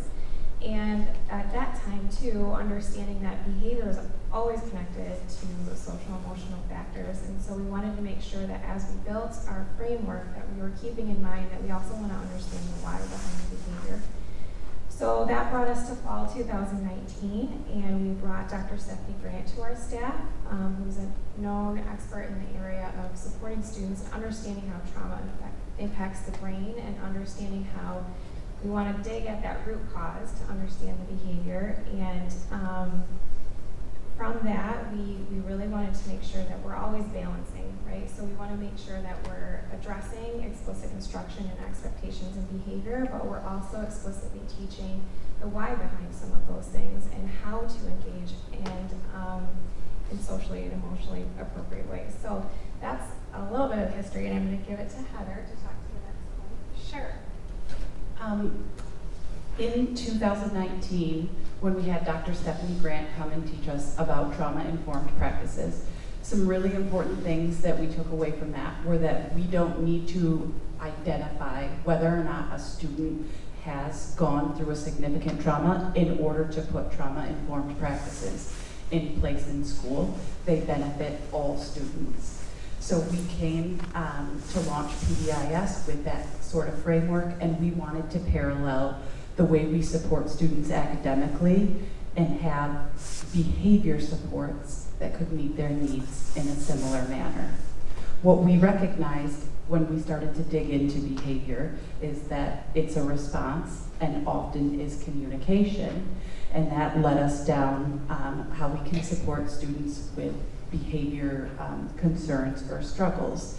And it's really hard to support those students if you don't have a strong tier 1, meaning if you don't have a framework to teach students expectations. So we put SOAR in place, and what we started to recognize was that we had students with some skill deficits. It wasn't about making common expectations, it was about how they could generalize those skills into a classroom setting.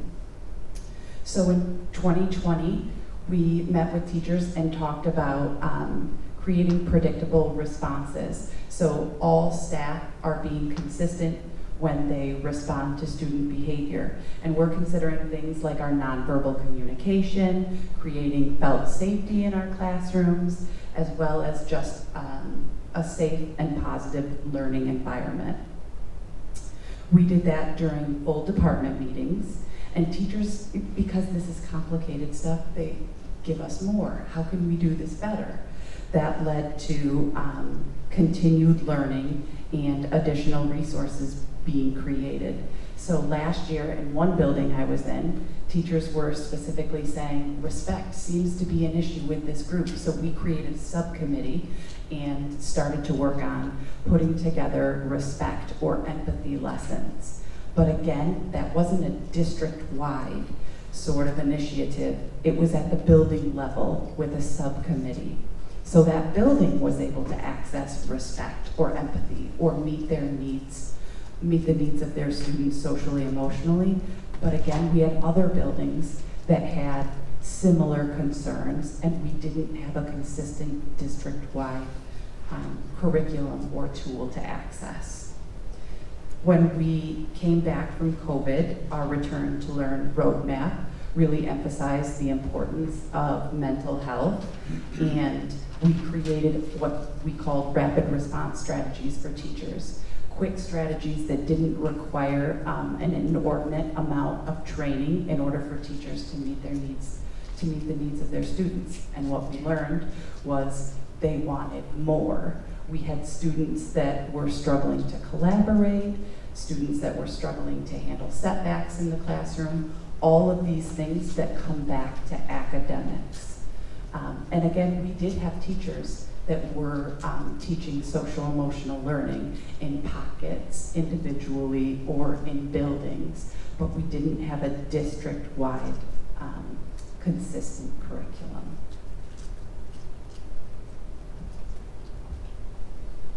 So then we scooch forward in the timeline to winter of 2020, and as you're aware, we adopted our SOAR 4 goals, one of which included the selection of a social emotional curriculum.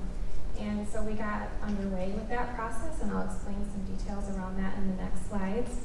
And came to all of you in the spring of 2020 to, is that right, 2021, I'm sorry, I'm getting a little fuzzy.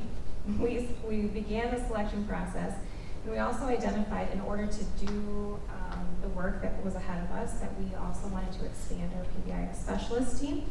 And got them underway so that each building could have a person not only to support positive behavior intervention supports and intervention around some of the ways that we want to expand our toolkit, but also around social emotional learning. And then that lands us to the pilot in fall 2021. So the purpose of reviewing that timeline is just to sort of set the context that this selection process didn't come out of nowhere. It is connected to a story around our desire to meet the social emotional needs of our students and as a connection to understanding behavior. So in the next slide is a tool that we used in the selection process. It's called the hexagon tool. And so in the committee structure, we began with just an exploration around what do committee members think and what information contributes to understanding each of these factors around fit, need, resources, evidence, readiness, and capacity. So it was really just an exploration conversation around what are factors that we know and when we need to know. From there, we then moved into, and I think this hit around the same time that we all also needed to be not with each other in meetings. So we got creative with sharing information, and members of the committee were able to kind of do a deep dive into different curriculum options to explore what do the sample lessons look like, what's the evidence behind these curriculum options, what resources might they offer, and provided details so that every committee member can watch and review the information that the presenters were able to share about the curriculum resources. So you'll see here in this data chart, we looked at Michigan Model, Caring School, PATHS, Positive Action, Ruler Method, Sanford Harmony, Second Step, and True Success. And so we used a rating system where each member was able to give a rating in each of these areas for the 8 curriculums that we reviewed. And then this data set was brought back to the full committee so that they could have conversation about what does this mean at the elementary level and at the secondary level.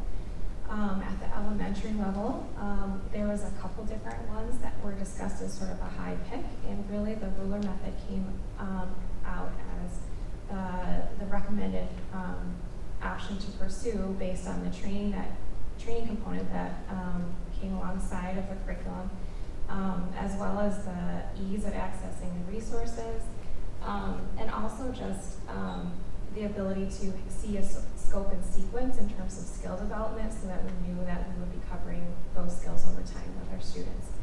At the secondary level, that decision was to pause on implementing anything at that time, really out of a concern of wanting to make sure it also merged with our other SOAR 4 goal of looking at the graduate profile and making sure that we had career and college readiness standards conversations. We had picked up a new tool called Naviance, and we really wanted to make sure that that all merged with this selection process. So as we talk about all staff training and conversations about implementation, this is really specific to the elementary level. So from that, we brought this information to grade level chairs as well as our elementary principals and felt that we had consensus to move forward with the ruler curriculum option. And another question that we understand has come across is why pilot in all buildings? And I think this also comes back to just wanting to see a responsiveness to understand that teachers across the district were asking for a resource as well as wanting to really build on that consistency. I think that one of the things that we have really appreciated about building off of our SOAR acronyms of be safe, act responsibly, own it, be respectful, is that consistent language has been a huge benefit in terms of both setting common expectations as well as solidifying the learning opportunities that students are presented with. So in that same way, we really wanted to make sure we were able to provide consistent instruction. Also, just knowing that stemming from the mental health concerns of our students and just wanting to give all students access to this preventative work, that they had equal exposure with the pilot, and so that's the reason why we decided to pursue the pilot in all elementary buildings. Other questions that have popped up has been around the curriculum adoption process, and so I will hand this to Amy so she can speak to that.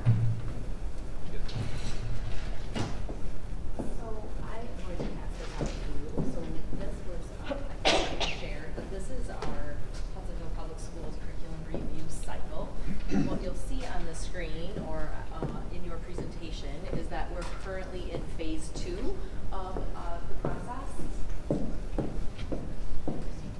Phase 2 is really to train, analyze, and then determine with feedback whether we move forward with an official request for adoption of the ruler curriculum.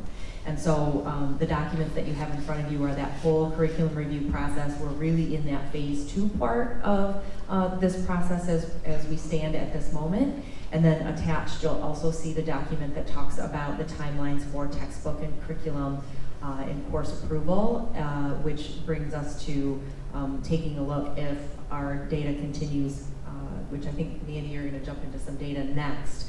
But that's the process that we're in right now, is training, analyzing, requesting information, and then moving forward with a potential request based on any feedback that we get from those who are piloting the curriculum at this time. Phase 3 and 4 then is the full implementation and evaluation of the program. And then again, in education, we're all about continuous improvement. So going back to that continuous improvement cycle of evaluating, determining the outcomes, setting goals, and continually improving as we move forward if it is board approved.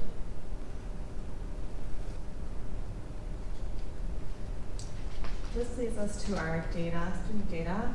Using the ruler acronym, we were hoping to assess student knowledge in the 3rd and 5th grade levels to show growth.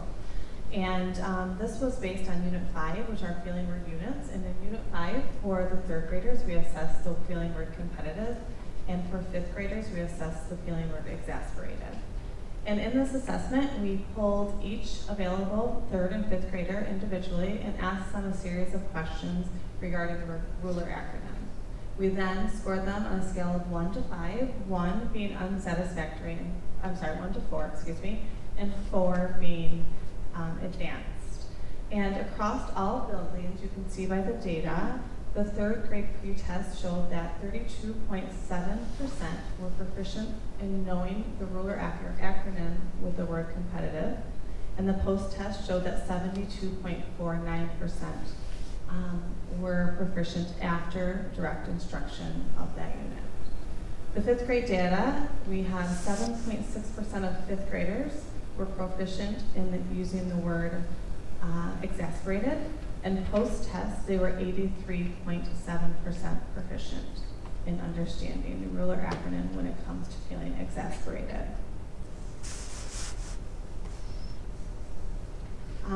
One of the most exciting parts of this new curriculum is the teacher feedback. Coming from a 2nd grade classroom myself last year, it's still fresh on the need that the classroom teachers need to have this sort of curriculum. And it's exciting to see how students are showing a carryover for conflict resolution. Today I was with 2 students, and one said, I feel disappointed, and when I feel disappointed, I apologize that I reacted that way. And it was fun to see the boy say, I do that too, I forgive you.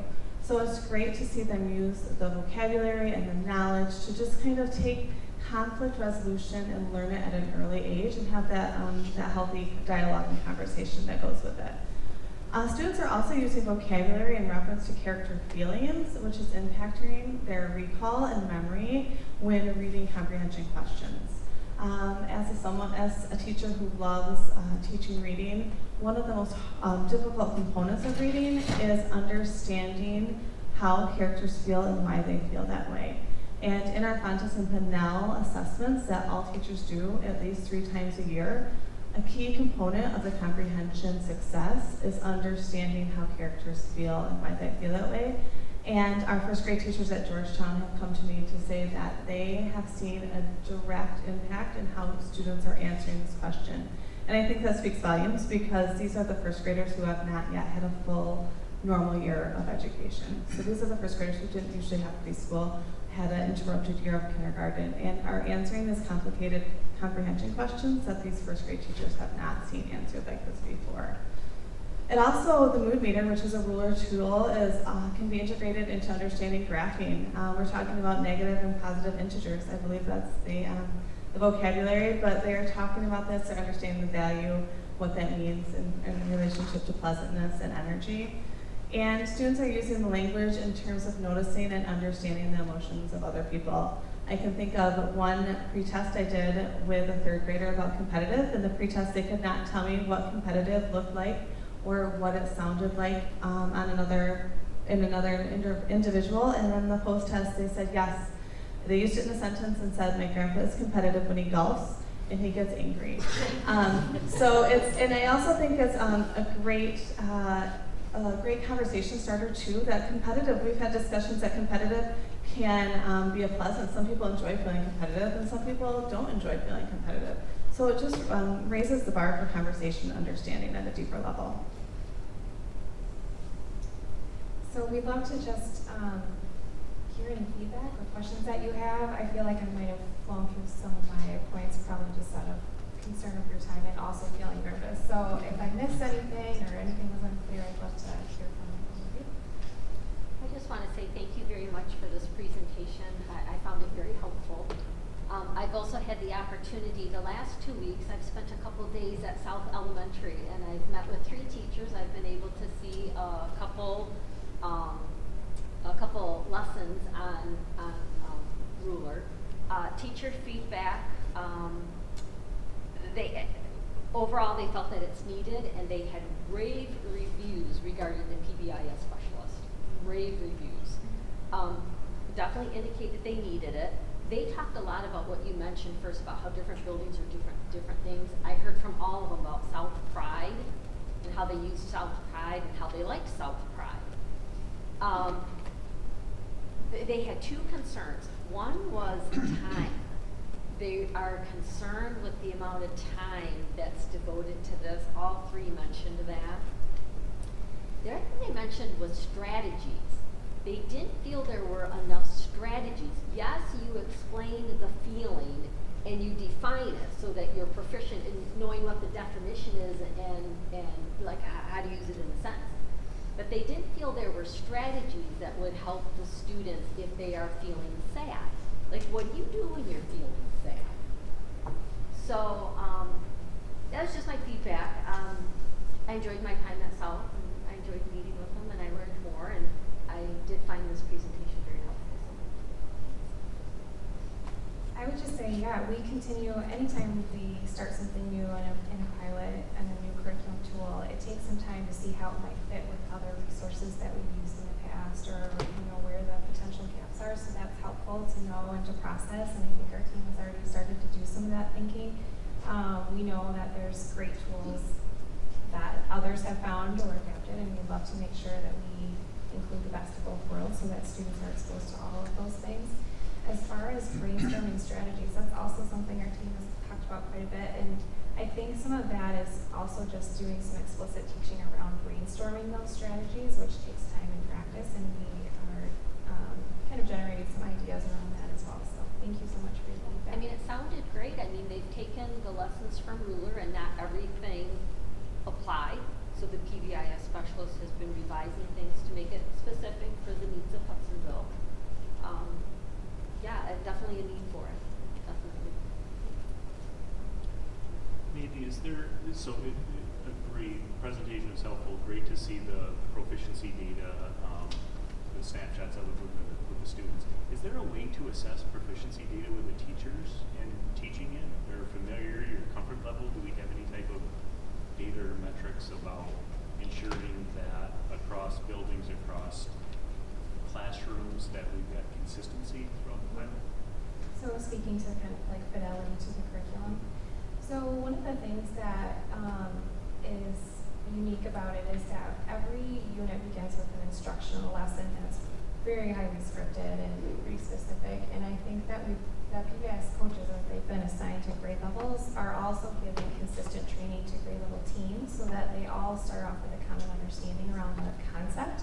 As they move through the lessons, though, there's a degree to, we are going to hold ourselves to these lesson targets, and we know that sometimes those lesson targets can be met in different ways, and that's where the building PBIS coach comes alongside of them and meets with grade level teams in their building to talk about how they're reaching that or finding other resources if the teachers need that.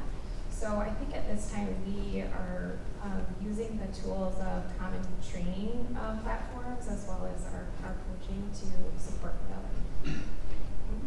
Interesting, Shannon, when I was at South, there was one of the feelings that was going to be discussed. They didn't like it, and Mark did share that as a team, they moved it to a different grade level or they did something, but they had been working with the PBIS specialist. Because then I asked, well, for consistency across all, let's say 3rd grade and all of the districts, they did share that like all the buildings for the 3rd graders will meet. Because I had that question too, so important in the pilot. And certainly important. Certainly important even as we move forward. So even within our PBIS structure, which is like that coffee and donut, right? The PBIS and the SEL, the great analogy that you get. Yeah. That idea of fidelity, right? And we talk about fidelity all the time in regard to curriculum, whether that's our phonics instruction or that's just a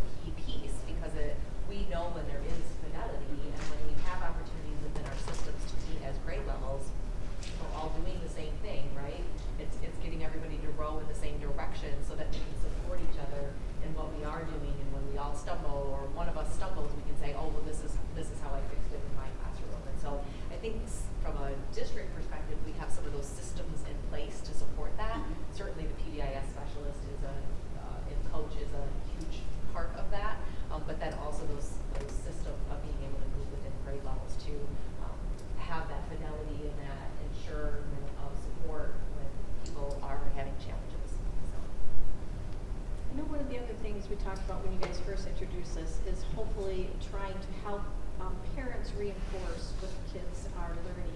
And I know there was a parent who had expressed that they hadn't seen a handout come through.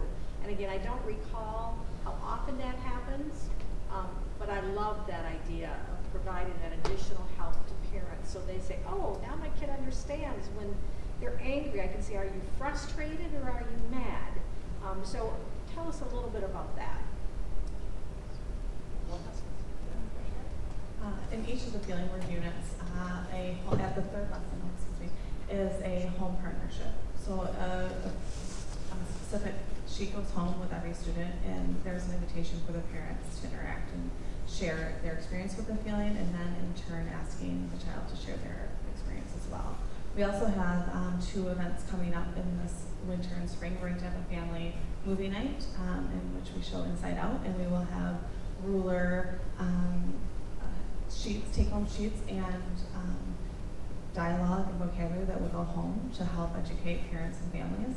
And we will also be doing a charter workshop in the spring to encourage and invite all families to be a part of the language of this curriculum and how to partner with their child successfully to make sure that it's getting the most bang for its buck. I will say, Dawn, to address your issue, so, and I did meet with a couple teachers that had concerns, and they do not send the worksheet home. I was going to speak to that. And I hate to bring that up, but if a teacher is struggling maybe a little bit with this curriculum, they are not sending the sheet home. And they spend as little time as possible on this. The other concern has been just some of the conversation in the community, or a teacher being concerned that if they send it home, are they going to end up on the Facebook group, or are they going to be targeted? So there have been teachers that felt like, I know that this is the requirement, and I think students can benefit from this, but my job is really, really difficult, and this added level of stress, or am I asking for trouble? Is it worth sending this home? And the conversation that we have had is, it needs to go home. You're teaching it, and we need to be fully transparent. It is totally up to parents. The school-to-home partnership is optional, so parents can choose not to participate. But it has been communicated to staff that it is not an optional send home.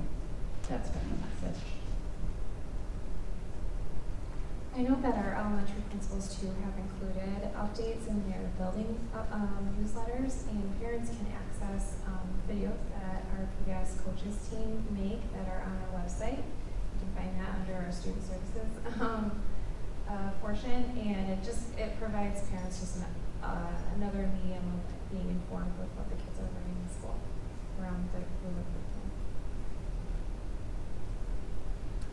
And we will see it February 10th for a first reading and March 10th for a second reading.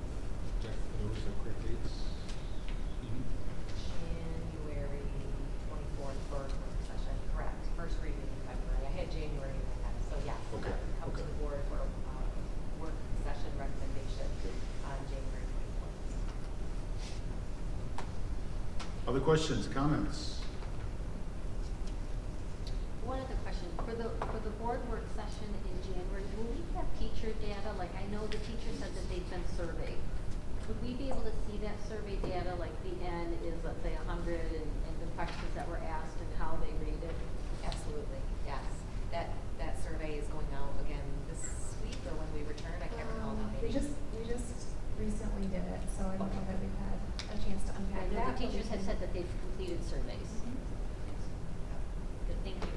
We'll definitely make sure that that's all part of the recommendation, so you have a full picture. Okay, thank you. Is it possible to have it ahead of time so we can review it? I'm thinking like in your agenda to ensure that that data is there. And as always, as you've encouraged, excuse me, parents, talk to principals, talk to teachers, principals, talk to you, the team. Yep. If there's questions, concerns, clarifications. Absolutely. Yeah. Good. Great, thank you. Great update, thank you. Okay, I'm going to see if we can shoehorn in board subcommittees. I think we got a few minutes. Nobody wants to stay. She's staying just up here. Oh, yeah, okay, I got you. All right. Thank you again. Okay, so just a recap from last time. We talked about really 3 goals that I picked up on from our last discussion. We want all board members to be informed of all information in a timely manner, so we don't have, some informed a couple weeks ahead of others and so forth. So all informed of the right information in a timely manner. A second goal, promote transparency with the board and with the community. And a third goal I captured from last time was to not add additional or redundant work for our administrative team. I mean, if we don't have redundant work, let's not do that. So those were kind of the 3 goals we talked about. And then we talked about 3 options. The status quo, how we're doing things today, that was a clear no. We're not going to continue that approach. Then we talked about a hybrid approach. So some committees closed, some committees open. And again, just a reminder to those here, we do not make decisions in board subcommittees.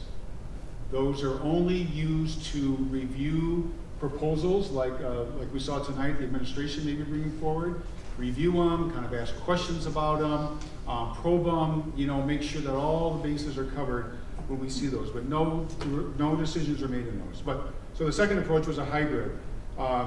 Some committees, like the curriculum committee, where there's a lot of activity and a lot of interest going on, may be open. The finance committee, maybe not, because it tends to be a little bit drier and so forth. And then the third approach we talked about was a work session, kind of a committee of the whole approach, which I would say would be very similar to tonight. Now maybe later on, Pat giving us a finance update as well on building construction, or Dr. Vanderjack on building construction, or probably, because there's always things around building construction we want to catch up on and talk about. So maybe put that on addition to the topics we saw tonight.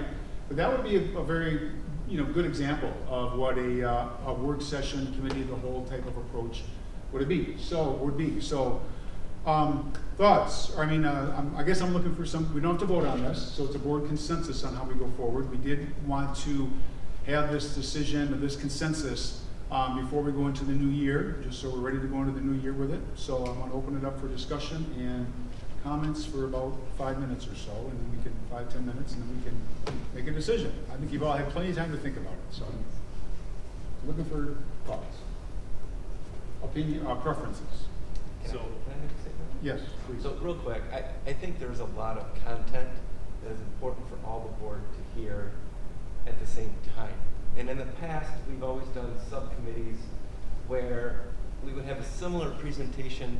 We would knock out some of the questions so that the presentation might be a little bit more detailed to alleviate from some of those questions. But with everything going on right now, it might make more sense to maybe transition if we need to later based on content, but to do what we did tonight. I will say I don't like this setting for this environment. I don't like the table sitting here. I don't know if there's somebody in the front row or not. I can see there's a hand. I can see. I think we need to look at another venue because this isn't ideal. So that's neither here nor there. But I want to make sure that it's not. I understand it's a board work session for this content, and the presentation is to the board. I understand that, but I don't know if this setting is ideal for a work session versus a board meeting. So that's just my 2 cents. And I know I have nothing to say about this other than do what you asked. I'll just react and say that I thought tonight, I agree with the comment about the setup. It's unfortunate when we've got folks who have to have their back to the audience, and it would be great to find a venue where we didn't have to have it that way. But I thought the format tonight worked pretty well. I would recommend, if I think through the committees we've had historically, I would suggest at a minimum we dissolve a separate curriculum committee and have all curriculum discussion at a work session with a full board. I think with the conversations we've had previously, I just think that would be a good standard of practice going forward, that it would eliminate any sense of, well, maybe there was a discussion I didn't get the opportunity to be a part of, and then we're all a part of the conversation. I do respect the fact that committees have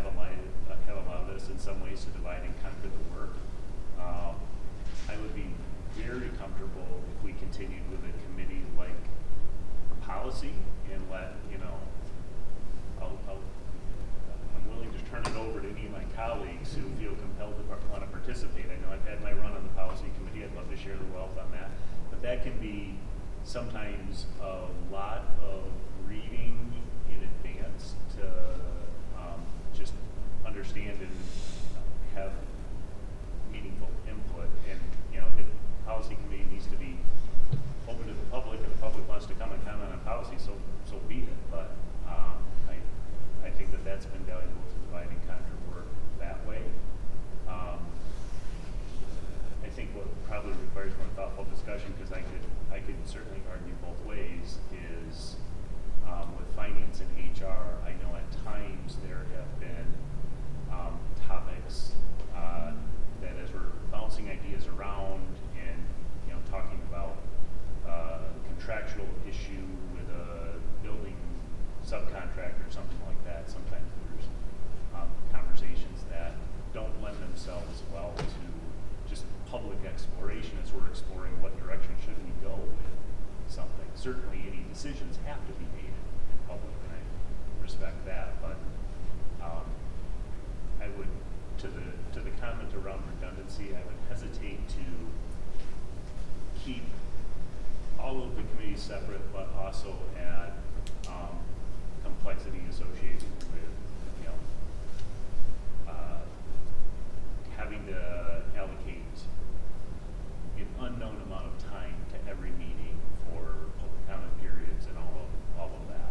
I think if we're not comfortable or if we're divided in how we want to approach it, I think we keep a format like this and we keep it all open in one format where there's an opportunity for public comment and exposure, and we keep it like this until we're comfortable going to something different. That's my thought. With the understanding that the curriculum committee gets dissolved, that all Yeah, comes to I this. think curriculum is Yeah, best there's discussed yeah. in a full board work Okay. session. Okay. I'd like to have all the committees meeting like this. I think policy, particularly going forward, is a very long-term impact on us. So I think it was good for the board to have discussions together about policy from the very beginning. And we can change this at any time. This doesn't have to be cast in stone. It went well tonight. I don't care where we meet, but I think having us all together for all discussions, at least for the time being, would be the best approach. I would tend to agree with Mark. When I first came on the board, we didn't have subcommittees. It was a more recent addition. In fact, they just dissolved subcommittees when I came on board. Up until then, it was standard practice to have subcommittees. And I've always found having discussion with the board as a whole to be very helpful. Plus, I understand the feeling that at times you don't feel you get the full picture if you can hear the full committee discussion, because sometimes things get abridged. And I just think it'd be healthy for us to all be back together. Including for finance and HR, I mean. I would do it for all of them. Okay. Mark? I agree with Mark and Steve. I think it's beneficial for us to hear all the discussion. For all the. And I think I would tend to agree with them as well, partly because then we're having one large group meeting where there's open comment, and we can get a lot of business done after that in a work session. Then you have your one public board meeting, same scenario. And then to Chad's comment, if it's, okay, this is pretty cut and dry, and you want to go back to a subcommittee on finance or whatever, that's always an option. Sure. So yeah, I'm fine with going full work session. And I wouldn't have a problem with us creating a subcommittee ad hoc when we felt we needed to do it for a certain item. So all of a sudden there's some item that doesn't take all of us to be involved with, but we agree we'll take the subcommittee of 3 individuals and then report back to you. I don't see a problem with it. Larry? I absolutely agree that when I came on, we were a committee as a whole. We changed it. I have felt more uneducated about things I knew more about. So I was going to go back to what we had done before. right, I think I'm hearing a consensus that we go back to a committee of the whole on a work session with the understanding that if we get into the new fiscal calendar year and we find that finance and HR, those are things that are best left to subcommittees for review, then we can modify that as a board. That's our discretion to do that. And so we'll monitor that and manage that appropriately. And and then if we need to pull together a special subcommittee for some reason, again, not to make decisions outside of the public, the decisions will always be here. But if we need to do that, we have that flexibility as a board as well. Again, this is not a vote, but if we reach that consensus, I think we're there. Okay? All right, quick board roundtable, and then we'll adjourn. Barb, anything? Steve? Good. Merry Christmas to all my fellow board members, and hope you have an enjoyable season. Please take time off with your families, all of you. I'm just going to take a second to share a really cool experience I had last week that I was just really impressed with it. And it unfortunately started with my son going to school, becoming ill, and coming home from school. But after he came home and was home maybe about an hour or so, he started to feel better. And I happened to be working from home that day. He got out his Chromebook, he opened his Chromebook, and he logged on to Mr. Jordan's biology class. And I walked by and happened to check out Mr. Jordan's biology class, sat down next to him for a while, participated in class. I thought, this is so cool that he's home sick, but he's not missing a beat. And I understand that that particular classroom is one that's outfitted with some additional technology that allows for more of that interactive process in a hybrid learning, which I think is really awesome. And it's something that I hope, if we're looking at things like ESSER funds or grant dollars, when we talk about some of those being available to increase equity in education, I think if there's a way to do that that helps support kids at home, I think that that's a really cool thing. And it was just neat for me to be able to sit down and listen to biology, because later he needed help with polynomials, and that was not fun. But biology was fun to sit through. We do have, I think Pat's still down there, but we do have about 30 remote units that we have purchased in and around the district that allow for that in any setting. So we're starting to navigate that, what it looks like, and not just a high school science classroom, but in any classroom, third grade Spanish classes. That's awesome. It's good. Larry? What's a